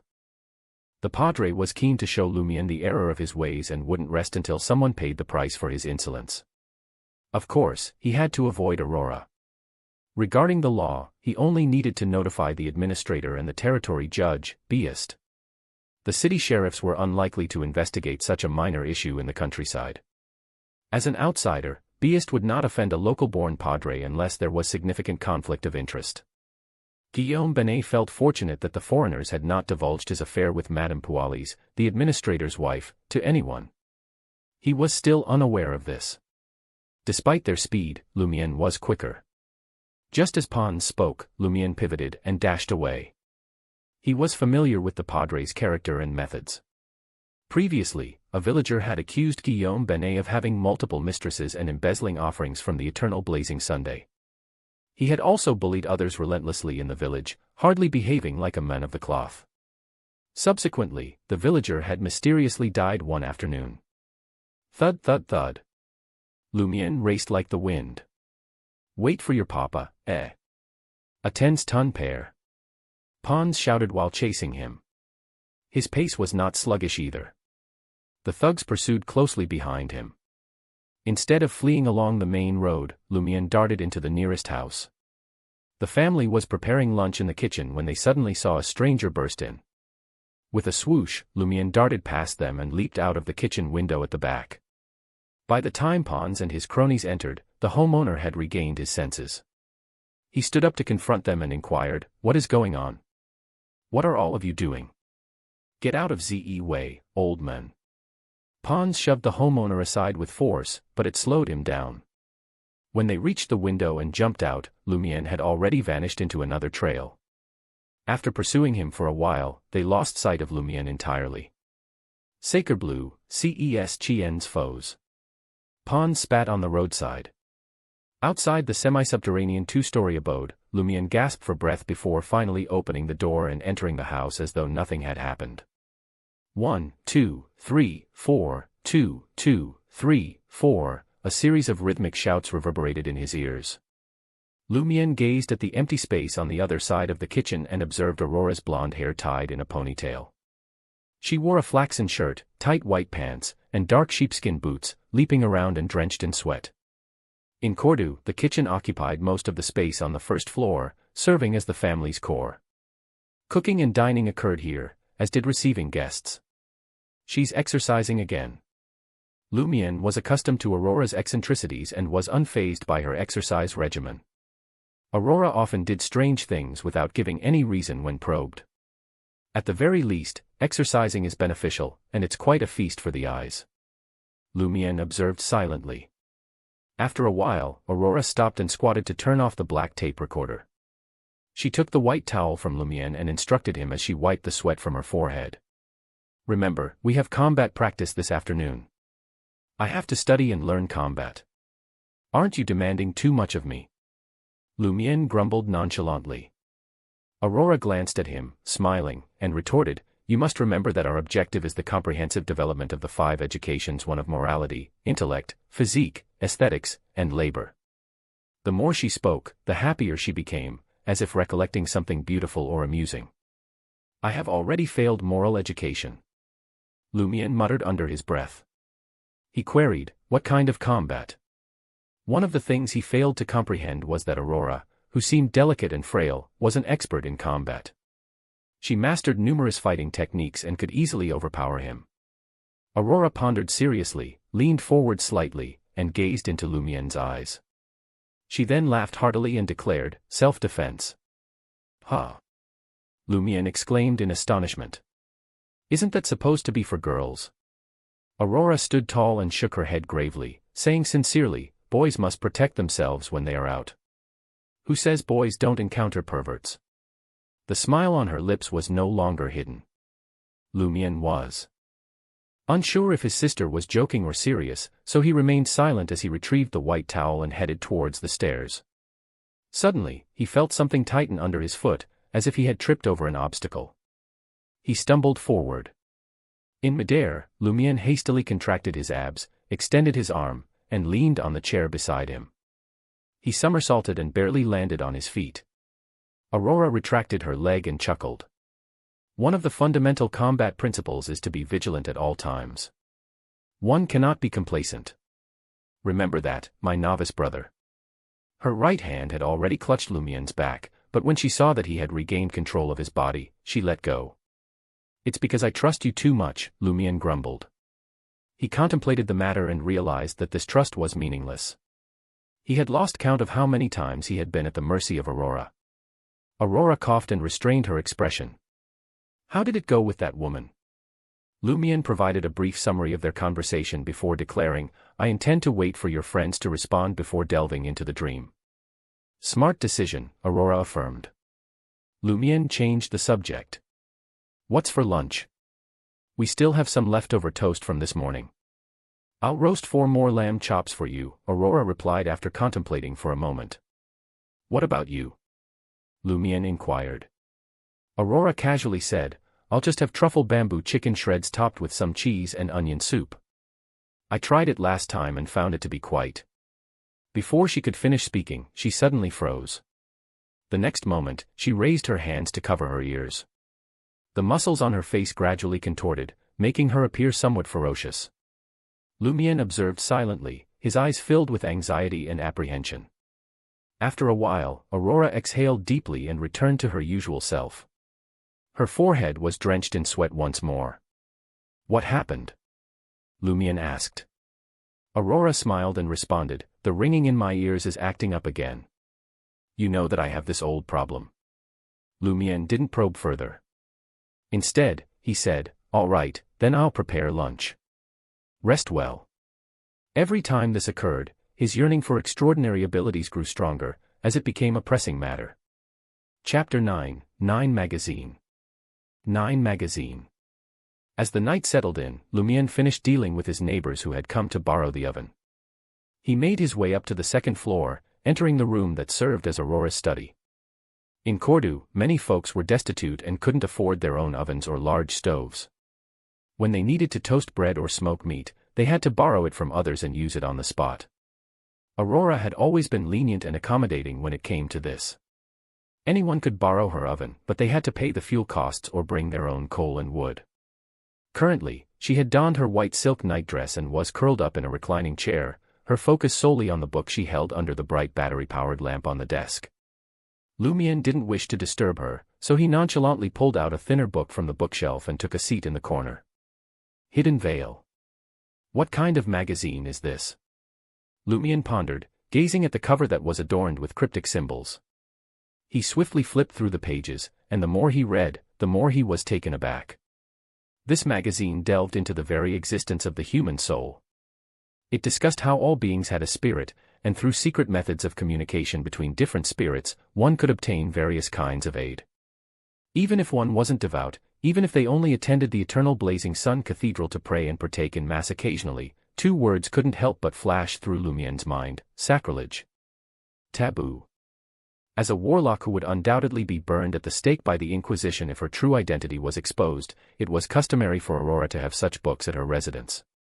However, Lumian could tell that this magazine had received the government's permission for publication. Can such a thing be openly published? Didn't they say that publication censorship had always been very strict? Or is this a fake permit? Lumian looked up at Aurora and inquired, "Is this a prohibited magazine?" Aurora took her eyes off her book and glanced at her brother. She responded in a nonchalant tone, "In the past, it was underground fiction. Later on, for some reason, it cleared the censors and was officially published. The Eternal Blazing Sun Church actually didn't care and tacitly agreed." Fiction. Lumian was taken aback by his sister's choice of words. "Of course, it's fiction. You're not taking it seriously, are you?" Aurora laughed. "If what's written is true, do you think it can still be published? If you follow the method written on it, other than making yourself mentally weak and neurotic, there won't be any additional gains. Yes, there will occasionally be something real, but without the corresponding ritual language, it'll be a waste of effort no matter how hard you try." This was the professional evaluation of a warlock. "All right," Lumian couldn't hide his disappointment. "I just find it strange that this can be published." Aurora took a deep breath, her puffed-up cheeks accentuating her pondering. "I don't know why either. Perhaps it's because the world has been seeing an influx of supernatural events lately, and it's becoming increasingly difficult to conceal them. The public is becoming more aware of their existence, and the government is slowly easing its grip on such topics. That's why books like these are being published. Intrier, Psychic, Lotus, and Arcane are the most popular magazines. I have them all on my bookshelf. If you want to come up with more realistic stories for the tavern, you should give them a read." "Oui," Lumian responded eagerly, his interest piqued. Simultaneously, he let out a wistful sigh deep in his heart. Aurora's hoard of books was truly impressive and diverse. Thanks to these tomes and Aurora's occasional elucidations, Lumian, a lad who had forsaken his schooling, had managed to acquire a reasonable comprehension of the world, continent, and nation he called home. The world was divided into two great continents, one to the north and one to the south, separated by the treacherous Berserk Sea, where raging hurricanes battered any who dared to sail its waters. But the truly mysterious lands lay to the east and west, on the legendary eastern and western continents. No one had ever set foot there, and some wondered if they even existed at all. Lumian and Aurora lived in the Intis Republic, a land situated in the heart of the northern continent. It was a nation bordered by the Fog Sea to the west, the Faesac Empire to the north, and the Hornassus mountain range and the Lone Kingdom to the east. To the south lay the Fainapotter Kingdom, Lenberg, and Mason. The small countries nestled between the Fainapotter Kingdom and the Lone Kingdom, such as Seeger, together with Lenberg and Mason, were collectively known as the countries of the south-central region. They shared a common faith in the god of knowledge and wisdom. The southern continent had already fallen under the dominion of the various powers of the northern continent. Whether it was the Balam Empire, the Paz Kingdom, the Hagenti Kingdom, or any of the other nations, they had all but lost their autonomy. Yet still, a fierce resistance against colonization burned in the hearts of the conquered. In addition to the Berserk Sea dividing the northern and southern continents, there were other great seas, the Fog Sea to the west of the Intis Republic, the Sonia Sea to the east of the Lone Kingdom, the North Sea to the north of the Faesac Empire, and the Polar Sea to the south of the southern continent. They were collectively known as the Five Seas. Of all the nations of the northern continent, the Lone Kingdom was the strongest, with the Intis Republic close behind. The Faesac Empire, defeated in the last war, had fallen to fourth place. The Fainapotter Kingdom had risen to third place. And among the countries of the south-central region, Lenberg reigned supreme. compared to the simple folk in Cordu who only knew of the Intis Republic, the Feynapotter Kingdom, and Lenberg, Lumière was practically a cartographer. It was no surprise really, considering the Cordu village shepherds only traveled to their neighboring kingdoms of Feynapotter and Lenberg. They only had a limited understanding of these lands. The people in the northern villages of the Darige region were just as provincial. Other than the surrounding settlements, they could only name Trier, Suet, and a few other metropolitans. Lumière was often baffled. How did Aurora come by such vast knowledge? All the textbooks he read were penned by Aurora, and all his practice exams were prepared by her. Aurora had an answer for every question in the books he read. But what stunned him even more was her expertise in various forms of combat. It was simply mind-boggling that a woman in her 20s could accumulate so much wisdom. Some people couldn't amass that much knowledge even after living 50 or 60 years. Could it be that these are the building blocks of a true warlock? Lumière looked up again and gazed at Aurora, lost in thought. As Aurora patted her cheeks while reading, she hardly seemed like a scholar or a warlock. Aurora caught Lumière's gaze and demanded, "What are you ogling at?" Lumière quickly changed the subject. "Last time you mentioned that I possessed the knowledge required to pass the college entrance examination." Aurora pondered for a moment before responding. "In theory, you could gain admission to any university, but since I never took that particular exam, I can't say for certain what questions will be asked." Roselle sure did a number on the populace. Sigh, I guess it's a good thing.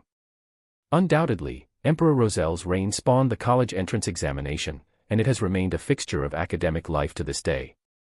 Aurora's mind suddenly shifted gears. She shot Lumière a sly grin and inquired, "Why did you not make your usual stop at the tavern today to regale the patrons with your tales?" "I'm not truly an alcoholic," Lumière replied while flipping through his magazine. "Reading at home is equally enjoyable. And it helps to calm my nerves and ease my mind," Lumière silently added. Aurora nodded and glanced over at Lumière's spot in the corner of the room. "Why are you sitting so far away, putting on an act of pitifulness, weakness, and helplessness? Come closer. You need proper lighting to read at night, otherwise, your eyes will suffer." "Aurora sure has a way with words," Lumière mused. "Although I understand the meaning behind pitifulness, weakness, and helplessness, it's still an odd combination." Supposedly used to her idiosyncrasies by now, Lumière retrieved a chair and moved closer to the desk where Aurora sat. The two of them spent the evening reading in silence, occasionally chatting, as the sound of their breathing mingled with the rustling of pages and the soft breeze that wafted in from outside the window. Peaceful and soothing. As he bid Aurora good night, Lumière slipped back into his quarters. He peeled off his coat and draped it across the back of the chair. He couldn't risk bringing the wand card to bed with him, that would only raise suspicion, and his sister had sworn to keep a watchful eye on him at all times. Just as he was about to approach the bed, Lumière froze, his heart skipping a beat. His sharp eyes darted around the room, and he adjusted the chair that was usually positioned at a diagonal angle to face the window. Then, he crawled into bed and extinguished the kerosene lamp resting on the cabinet next to him. As he drifted off into the depths of slumber, Lumière was suddenly startled awake. The bedroom was shrouded in a dense, gray fog. Lumière, who was already mentally prepared, calmly took in his surroundings and made a realization. The chair that he had meticulously arranged before retiring for the night was still positioned at an angle in his dream, just as it had been in reality in the past. This suggested that the dream world he had entered was not an exact reflection of reality. Perhaps it was a manifestation of his deepest subconscious desires. Although Lumière couldn't decipher its meaning, he knew that it was something to be remembered. He walked over to the window, placed his hands on the sill, and gazed out. The mountain made of brownish-red stones and reddish-brown soil, and the collapsed buildings that surrounded it, were still present. The eerie silence of the place was deafening. Time quickly passed. After much contemplation, Lumière made a firm decision. He would embark on a preliminary exploration of the area tonight. His past life on the streets had turned him into a man of action. He didn't rush downstairs, however. Instead, he opened the cabinet and began to pile on clothes.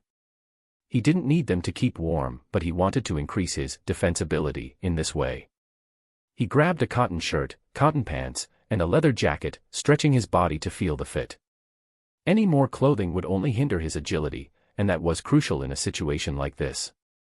As he adjusted to his current state, Lumien had a sudden thought. This is my dream. Can't I get whatever I want? With that intention, he muttered to himself, I want a breastplate and a revolver. I want a breastplate and a revolver. The room was still shrouded in a thin, gray fog. This won't do. This dream is special. His disappointment was palpable, but he quickly regained his composure and made his way to the bedroom door. Stepping out into the corridor, he found himself in complete darkness. It was murky and dim. Lumien pushed open the door to Aurora's bedroom and then her study. The layout was slightly different from reality, but he recognized it immediately. The biggest difference, of course, was that Aurora was nowhere to be found. The entire scene was frozen in shades of gray. The first floor was no different. Lumien scanned his surroundings, searching for a weapon to defend himself. He knew his home better than anyone else and quickly found two viable options. The first was a 2-meter-long fork made of steel. Aurora had said that it was effective and outstanding as long as the target didn't have a long-range weapon. The second was a sharp, iron-black hand axe. Why not both? Lumien couldn't help but think of Aurora's oft-repeated phrase, but he quickly dismissed the idea. Today was all about reconnaissance. He needed to be sly, hidden in the shadows. Lugging around a cumbersome weapon would only hinder his movements and give him away. Taking a deep breath, Lumien stooped down to retrieve the axe. He rose to his full height and set off towards the door, barely visible in the misty haze. With a deft hand, he opened the door, not making a sound. Chapter 10, 10 Blood. 10 Blood. As Lumien stepped out the door, he felt as though he was transported to another world. Before him lay no longer the familiar Cordu, but a dark red mountain peak and the collapsed buildings surrounding it. Together, they formed a strange ruin. The fog in the sky was thick and pale, making it difficult for light to enter. The ground was shattered and there were many rocks. Lumien gripped his axe tightly and inched forward carefully, his heart pounding in his chest. Along the way, he couldn't find a place to hide. There were no weeds or trees. Lumien walked in fear, his every sense on high alert. All he could do was hunch his back and comfort himself. At the very least, if there was any danger in this area, it would be obvious at a glance. He could discover it in advance. Finally, he arrived at the ruins, a half-collapsed building that had been wrecked by fire. Lumien surveyed the area for a moment and tentatively confirmed that there were no other creatures lurking about. Satisfied with his assessment, he cautiously made his way inside the building, being mindful of the charred wood that could fall at any moment from midair. As he searched the room, his eyes landed on a broken pot in the corner of the house. There was a hint of gold shining through the cracks. Lumien approached the pot slowly and realized that it was a gold coin. Can it be true? There's actually treasure in the ruins of my dream. He picked up the gold coin and wiped it against his body. The patterns on the surface of the coin were revealed. The coin featured a man's portrait carved on the front. His face was thin, and his hair was parted 30 to 70. There was a mustache on his lips, and his gaze was rather firm. On the back was a bunch of sweet iris flowers surrounding the number 20. Lumien recognized the men depicted on the coin. It was none other than the first president of the Intis Republic, Levanx. It's actually a Louis d'Or. Lumien was rather surprised. Firstly, he couldn't believe that the currency in this strange dream ruin was actually the currency of the Intis Republic in reality.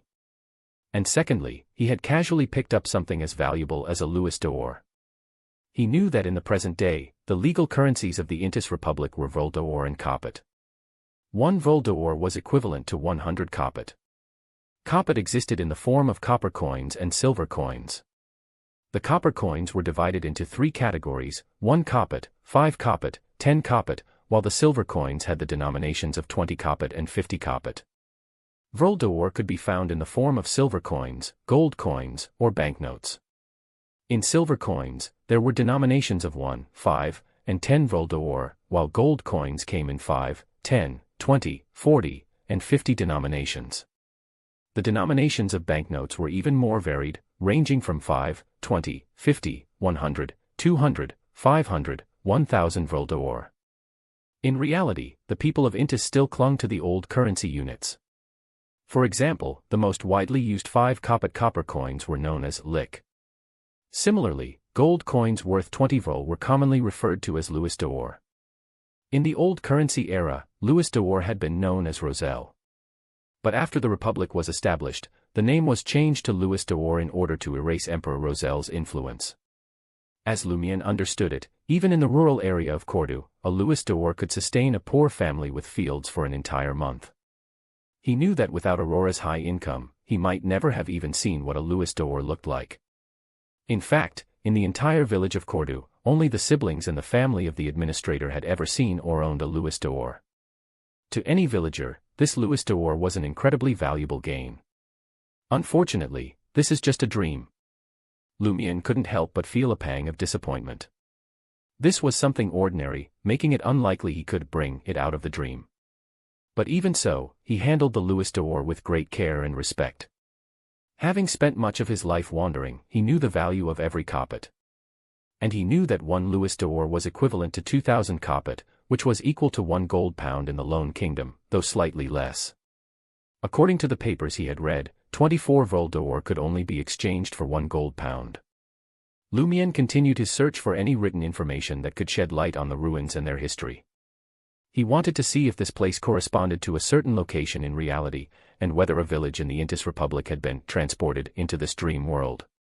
The appearance of the louis d'or had only fueled his curiosity. As Lumion moved cautiously through the ruined building, his eyes fell upon a spot where a stove had once stood, now stained with a dark red color. Blood. His pupils dilated as he quickly made a guess. Immediately after, he made a judgment. Although it wasn't fresh, it hadn't yet turned black, it looked as though it had just dripped there 2 or 3 days prior, or perhaps even more recently. As his heart began to race, Lumion suddenly felt the light around him dim, as if something had silently blocked the light filtering through the dense fog from above. The memory of past attacks flooded Lumion's mind like a turbulent wave, causing him to react instinctively. Without a thought, he lunged forward and wrapped his body in midair, rolling on the ground to avoid any potential danger. Thump. A loud thump echoed through the air as something heavy fell behind him. Lumion quickly rolled to the left side of the dilapidated stove, using a nearby rock to leverage himself around. As he rose to his feet, axe at the ready, he saw an additional figure standing where he had just been moments before. The dim light made it difficult to discern whether it was human or some kind of humanoid creature. The figure hunched in front of Lumion was unlike anything he had ever seen before. It was a monster, with no clothes or shoes to speak of. Its skin had been peeled off, revealing the red muscles, blood vessels, and yellowed fascia beneath. Sticky liquid dripped from its body, yet it didn't fall to the ground. It was a monster. Its eyes seemed to be embedded in its face, and its mouth hung open with all its might, revealing uneven teeth and a long drool of saliva. Despite all the ghost stories Lumion had fabricated in the past, he never expected to encounter such an evil spirit in real life. Whoosh! The stench of blood filled Lumion's nostrils as the panting of the monster filled his ears. Instinct took over Lumion as he dodged to the side, narrowly avoiding the blood-red monster's attack. Lumion knew that he had Aurora's guidance and years of experience fighting on the streets to thank for his quick reflexes. Without them, he might not have been able to react in time. Taking a deep breath to calm himself, Lumion charged after the monster that had pounced on him.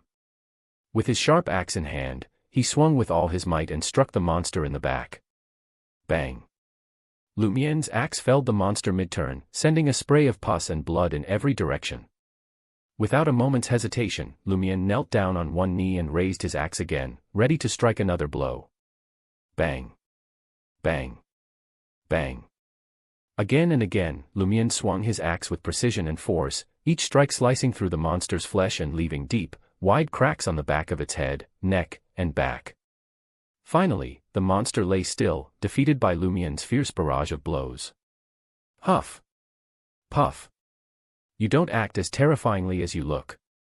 Lumion heaved a sigh of relief, his voice tinged with a hint of mockery. He wiped his face with his left hand, then used it to wipe off the blood on his other hand. Is this monster's bodily fluids poisonous?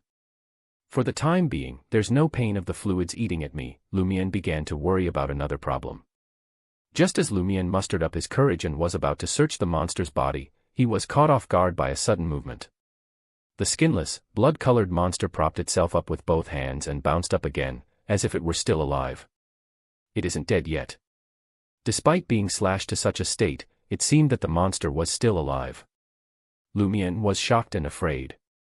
Fear and trepidation took hold of Lumien.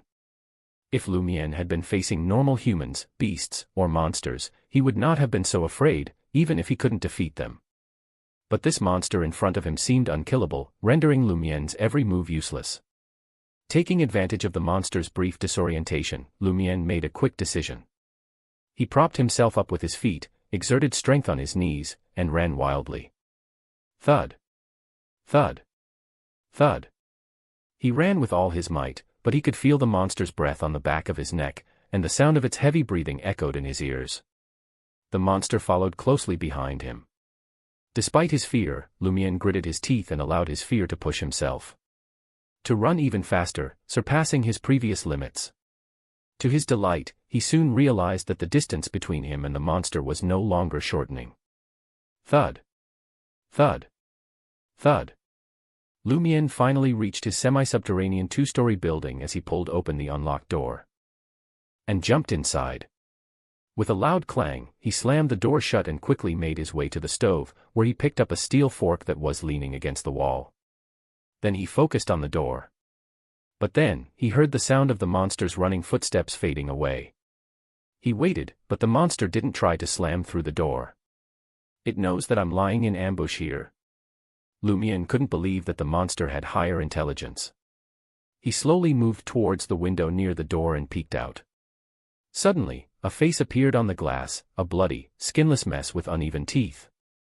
Lumien froze for a moment, his heart almost stopping. To Lumien's surprise, the monster didn't try to break the glass or attack him. Instead, it simply met his gaze. Lumien snapped out of his daze and retreated, brandishing the long fork with both hands. The monster left the window. Lumien watched cautiously, observing its movements as it lingered in the light fog for a while before finally retreating back to the ruins. Lumien was at a loss. He had been prepared to trap the monster and make a quick escape from the dream, but the creature had simply left without attacking. After some thought, a possibility occurred to Lumien. Perhaps the monster is afraid to enter my house. Yes, there's no signs of damage to the house at Alan the Dream. This is an absolutely safe place. With this realization, Lumien felt a sense of relief wash over him. Lumien was hit with a wave of exhaustion the next second. The short chase had taken more out of him than an entire afternoon of combat training. Lumien made his way upstairs to his bedroom, clutching the pitchfork and axe tightly in his hands. As he lay down on the bed, Lumien attempted to fall asleep. Lumien opened his eyes, feeling disoriented and groggy. Outside the curtains, it was still dark, and the room was shrouded in shadows. For a moment, Lumien couldn't tell if he was still in the dream world or if he had somehow returned to reality. But then he noticed the lack of gray fog and the fact that he was wearing his pajamas, and he realized that he must have woken up. I woke up early because of the fright, Lumien muttered to himself, subconsciously patting the pocket of his pajamas. But when he didn't feel the weight of the Louis d'Or, he felt a pang of disappointment. It confirmed another fact, that money couldn't be brought out of the dream world. Lumien took a deep breath and composed himself, his thoughts turning to a serious problem. How was he supposed to deal with that unkillable monster? While Lumien knew that he could bypass the area and enter stealthily, he also knew that this was not a long-term solution. The possibility of encountering similar monsters in the future was always there, and he couldn't afford to risk his life by being unprepared. Chapter 11, 11 Madame Pualis. 11 Madame Pualis. The azure sky was speckled with fluffy white clouds, gently blown by the spring breeze that carried with it the fragrance of the forest. White geese pecked at the lush grasses, grazing beside the meandering river. A lass, draped in a grayish-white frock, stood intently observing them with a long pole in her hand. Her countenance was bathed in the golden sun rays, exposing her thin, downy hair. The girl's brown tresses, elegantly tied in a white cloth, revealed her youthful and lively features. Glancing at Lumien sitting under a tree by the river, Ava Lizier scrunched her face slightly. Are we not here to discuss which legend is easier to investigate? Why have you turned into a stone statue reminiscent of the ones from the cathedral? Ava was the daughter of Guillaume Lizier, the shoemaker. Being one of the few youths in the village, she had an amiable relationship with Lumière and Raymond. I'm contemplating a problem, Lumière responded, still gazing at the white geese and the rippling waters. What problem? Inquired Raymond Gregg, who was tending to Ava's flock of geese. Lumière pondered before replying, what if you come across a beast with a thick hide that your weapon cannot pierce, what would you do? Obviously, I'd find a way to flee. The mountains are teeming with wild beasts. We need not hunt it, Ava replied, feeling that there was nothing to worry about. Lumière grunted in disagreement. What if that beast is exceptionally rare, and the lords in the city adore it, and are willing to pay 100 louis d'or for its carcass? 100 louis d'or, 2,000 vol d'or, Raymond breathed heavily. He had never seen a louis d'or before, nor had he used one. His instinct was to convert it into vol d'or first. With such a hefty sum of money, he could start a small business in Darige. He wouldn't have to fret over shepherding anymore. He quickly thought and suggested, borrow a shotgun. The beast's skin cannot be penetrated, Lumière rejected flatly. Even though she knew the prey was just a figment of imagination, with no value in the real world, she couldn't help herself. Is it a powerful creature? Fierce. Lumière paused to consider her question. It's about as fierce as me. That was all the assurance he needed to continue his hunt. Raymond, who had been holding his breath, let out a sigh of relief. Good. Go back to the village and round up some people. We'll surround the beast and drain its strength. Once it's down, we'll tie it up. He knew that Lumière could fight, but that was all. In that case, we can only expect to get 10 louis d'or, or even less, Lumière reminded. Ava, with her stunning lake blue eyes, had an idea. I've seen them hunt before. Maybe we can dig a trap and make it fall. That way, we won't have to worry about it getting back up. Lumière nodded his approval. That's a good idea. Realizing that Ava and Raymond had little to offer in terms of planning, Lumière took control of the conversation. Which legend do you think we should target next? He asked. Ava shook her head. Neither of them fit the bill. They're either centuries old or were only seen by one person, who is long dead. Raymond agreed. That's right. If you don't ask the right folks, how would you know there ain't no clues? Lumière clicked his tongue and chuckled. You lot don't have any grit. If you want to give up at the first sign of trouble, you might as well be tending geese and sheep for the rest of your days. Ava and Raymond were fuming at Lumière's words. When it came to riling people up, Lumière was one of the best in all of Cordoue. Ava blurted out, I don't think any of them are suitable, 'cause there are more suitable ones. What is it? Lumière's eyes sparked with interest. As soon as Ava spoke, she regretted it, but she'd been planning to bring up this issue. She just didn't want to reveal it to Lumière and Raymond so easily. After a few seconds of tense silence, she glared at Lumière. There's a real witch in the village. Who is it? Lumière's heart tightened. Could it be Aurora? If Ava found out that Aurora was a warlock, he and Aurora would have to flee Cordoue and go somewhere else to avoid the Inquisition's wrath. Ava looked around nervously and lowered her voice. Madame Pualis. Madame Pualis, the administrator's wife and the padre's mistress. Lumière found it hard to believe. Are you serious? If Pualis was indeed a witch, how could Lumière have missed it when he found out about the lady's affair with the padre? No way. Raymond was exceptionally surprised. Ava tiptoed and looked in the direction of the village entrance.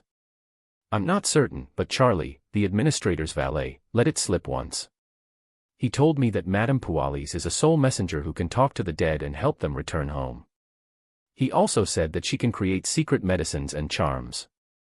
Lumière listened intently but remained skeptical. With magazines like Psychic, Lotus, and Hidden Veil flooding the market, it wasn't uncommon for the administrator's wife to be familiar with such terms and trick the servants and villagers. We should go to the cathedral and snitch, said Raymond, his eyes wide with excitement. Lumière paused before responding. If Charlie knows that Madame Pualis is a witch, then the administrator should know as well, right? Oui, agreed Ava. Lumière continued, Madame Pualis is also the padre's mistress.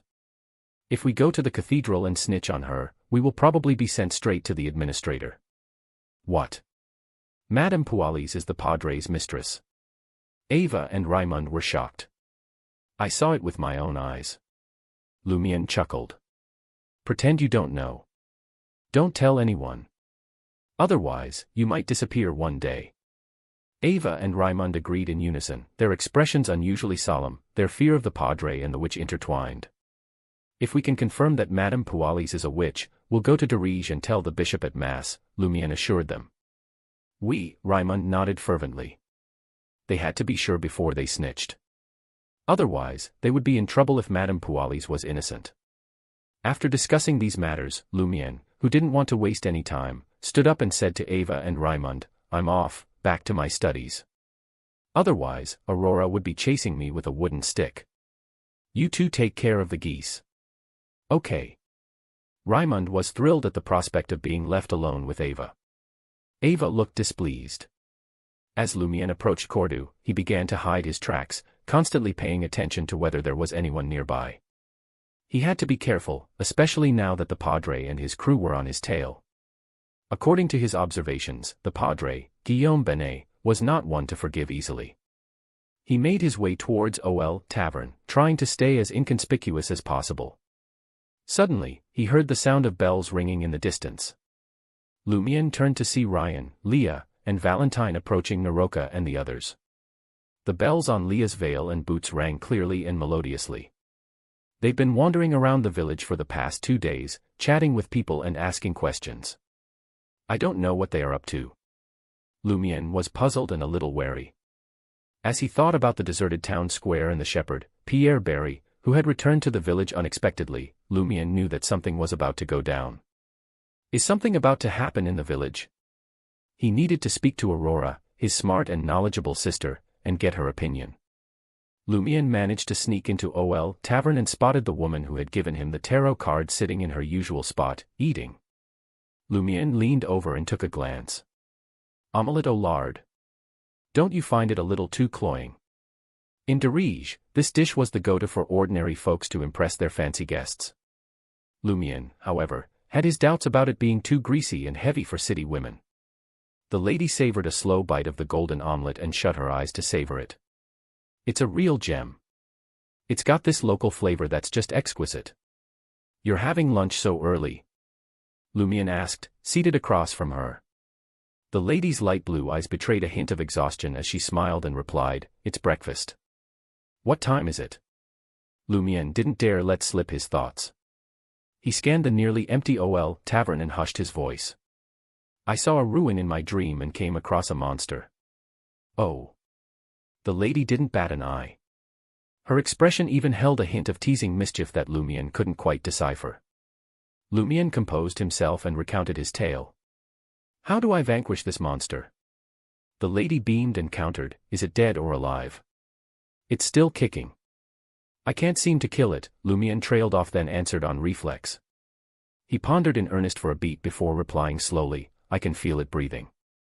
So, it's gotta be alive. If it's still breathing, then try harder. Lop off its head. Or pour oil and light it up.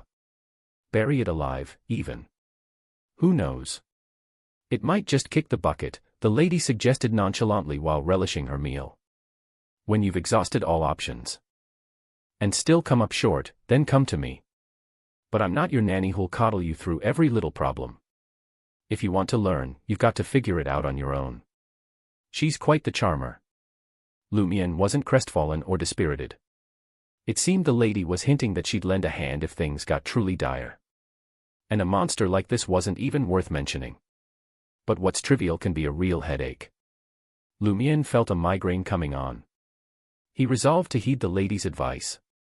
He'd start by trying to behead it, burn it, bury it alive, and anything else he could think of. Chapter 12, 12 Undercurrents. 12 Undercurrents. As Lumion left Ol Tavern, he resumed his surreptitious ways, skulking down the path he always took home. Sure enough, he spotted one of Pons Benet's goons hiding behind a tree, spying on passers-by. The Padre doesn't know when to quit. Lumion muttered to himself. But Lumion couldn't retaliate. His personal abilities were limited, and he couldn't risk bringing attention from the Church of the Eternal Blazing Sun in the Dirige region. The Inquisition would be all over him in a heartbeat, which could spell doom for Aurora. Unless Lumien was pushed to the brink and had no other choice but to abandon the town, his only option was to expose the Padre's unsavory activities and force him to retire to a cloister. But that was easier said than done. Lumien needed to be careful and cunning, just like when he let the foreigners discover the Padre's affair with Madame Pualis. Lumien didn't want to make a big fuss about it.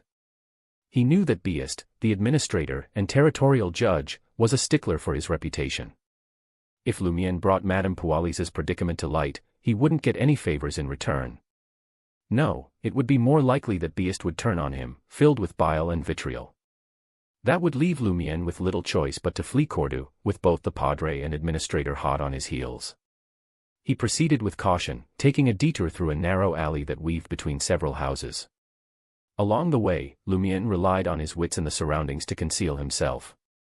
He ducked behind walls, slipped through doors, and took refuge behind trees whenever necessary. As he neared the end of the alley, he heard the sound of voices. "Guillaume, why we waste our time chasing that kid all day? Let's go to Aurora's house tonight and catch him. We have the advantage of numbers, and Aurora's fightin' skills ain't enough to stop us. We can even get reinforcements from ZE City if needed." "Guillaume. The Padre is here too." Lumien stopped, retreating into the corner to eavesdrop on their conversation to see what plans the Padre had for him. Guillaume Benet's voice was mesmerizing. "Surely, you don't think that's the extent of Aurora's capabilities? I wouldn't be surprised if she had supernatural abilities beyond mine." Ah, Pons Benet was obviously surprised. "A witch, you say?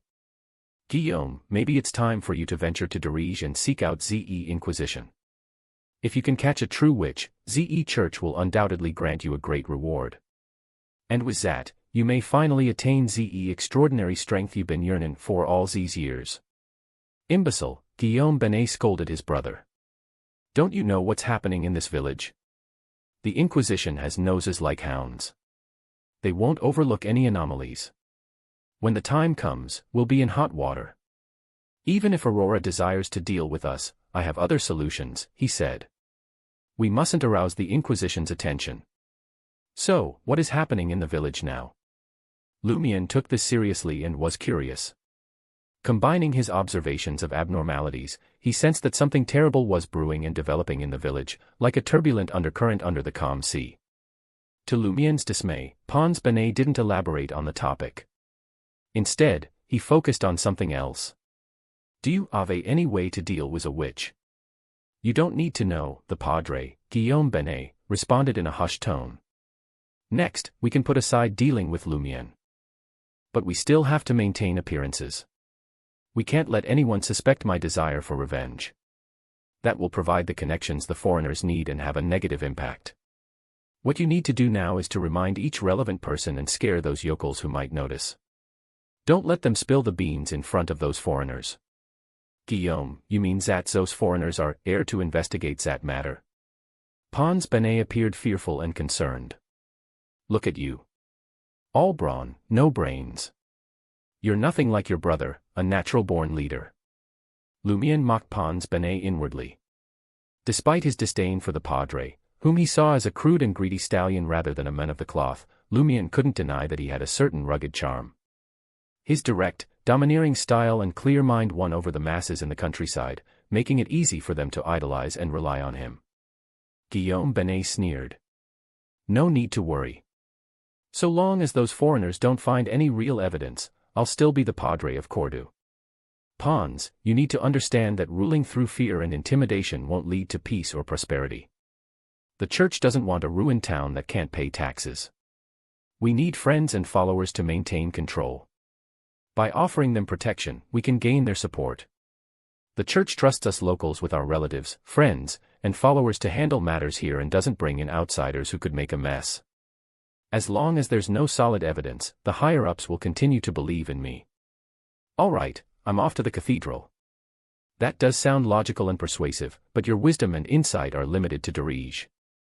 Aurora told me that when the church confronts villages that are overrun with evil gods, they obliterate them entirely and raze the land to the ground. They don't just slay the adults, but even the kids." Lumien found himself almost swayed by Guillaume Benet's words. Luckily, Aurora had warned him about the fearsome reputation of the Church of the Eternal Blazing Sun and the Church of the God of Steam and Machinery. After the padre departed, Lumion took a different path and made it back home unscathed. Aurora, clad in a pristine apron, bustled about the oven. "What are you up to?" Lumion inquired with curiosity. It was still 2 hours to lunchtime. Aurora tucked a strand of her blonde locks behind her ear and beamed, trying out a new toast recipe. Rice bread. "You don't have to go through all this trouble," Lumion was moved to his core. He believed Aurora was going out of her way to make something special just for him. Aurora giggled and retorted, "What are you thinking? Can you be any more self-absorbed? For me, baking is a form of amusement. It's a great way to pass the time." "You get it. Then why don't you like going out?" "There's plenty of fun out there," Lumion probed. He always felt Aurora was a homebody because she was too concerned about the risks her warlock status posed. Aurora swiveled her head and shot him a withering glare. "You mean drinking and gambling? Remember, I'm my own person, not relying on or attaching to others." Lumion grasped the first half of her statement but was at a loss with the latter. "Ah. Could you expound on that?" Aurora gave him a deadly glare. "Long story short, your sis is a major introvert most of the time." "What do you mean by most of the time?" Lumion queried, confused. "Humans are walking contradictions," Aurora mused, turning back to the oven. "Don't you recall? Sometimes, I'm a chatterbox, eager to venture out and listen to the old ladies gossip. Other times, I'll play with the kids and regale them with tales. Every so often, I'll cut loose and ride Madame Puali's horse around the mountains, hollering at the top of my lungs. At the time, you shone like a dew-kissed rose, luring people in only to prick them." Lumion couldn't help but grumble to himself. Since Madame Puali's was mentioned, Lumion decided to change the subject. "Aurora, grande sœur, I heard a rumor." "About Madame Puali's? What is it?" Aurora did not hide her curiosity. "She's a warlock who can talk to the dead," Lumion related to his sister what Ava had divulged. He also brought up the anomaly he'd observed and Guillaume Benet's comments. Aurora halted her work and listened to her brother's account intently. Her mien grew noticeably graver. After Lumion had finished, Aurora offered him a smile and assuaged his fears. "Don't fret too much. Those 3 foreigners must be here for something that the padre and his comrades did in secret. It might have to do with Madame Puali's. Don't mess with Madame Puali's for now. I'll keep an eye on them. Explore the village more, mingle with those foreigners, and try to suss out what's going on. Compared to that, the lady who gave you the wand card is far more intriguing. If things do deteriorate, we must contemplate departing Cordu. We can start making arrangements now." "Okay." Lumion nodded in agreement. After a brief silence, he inquired curiously, "Aurora, if we must depart Cordu, where do you envision moving to?" "Trier," Aurora declared without hesitation. Trier was the capital of the Intis Republic, the apex of culture and art across the continent. "Why?"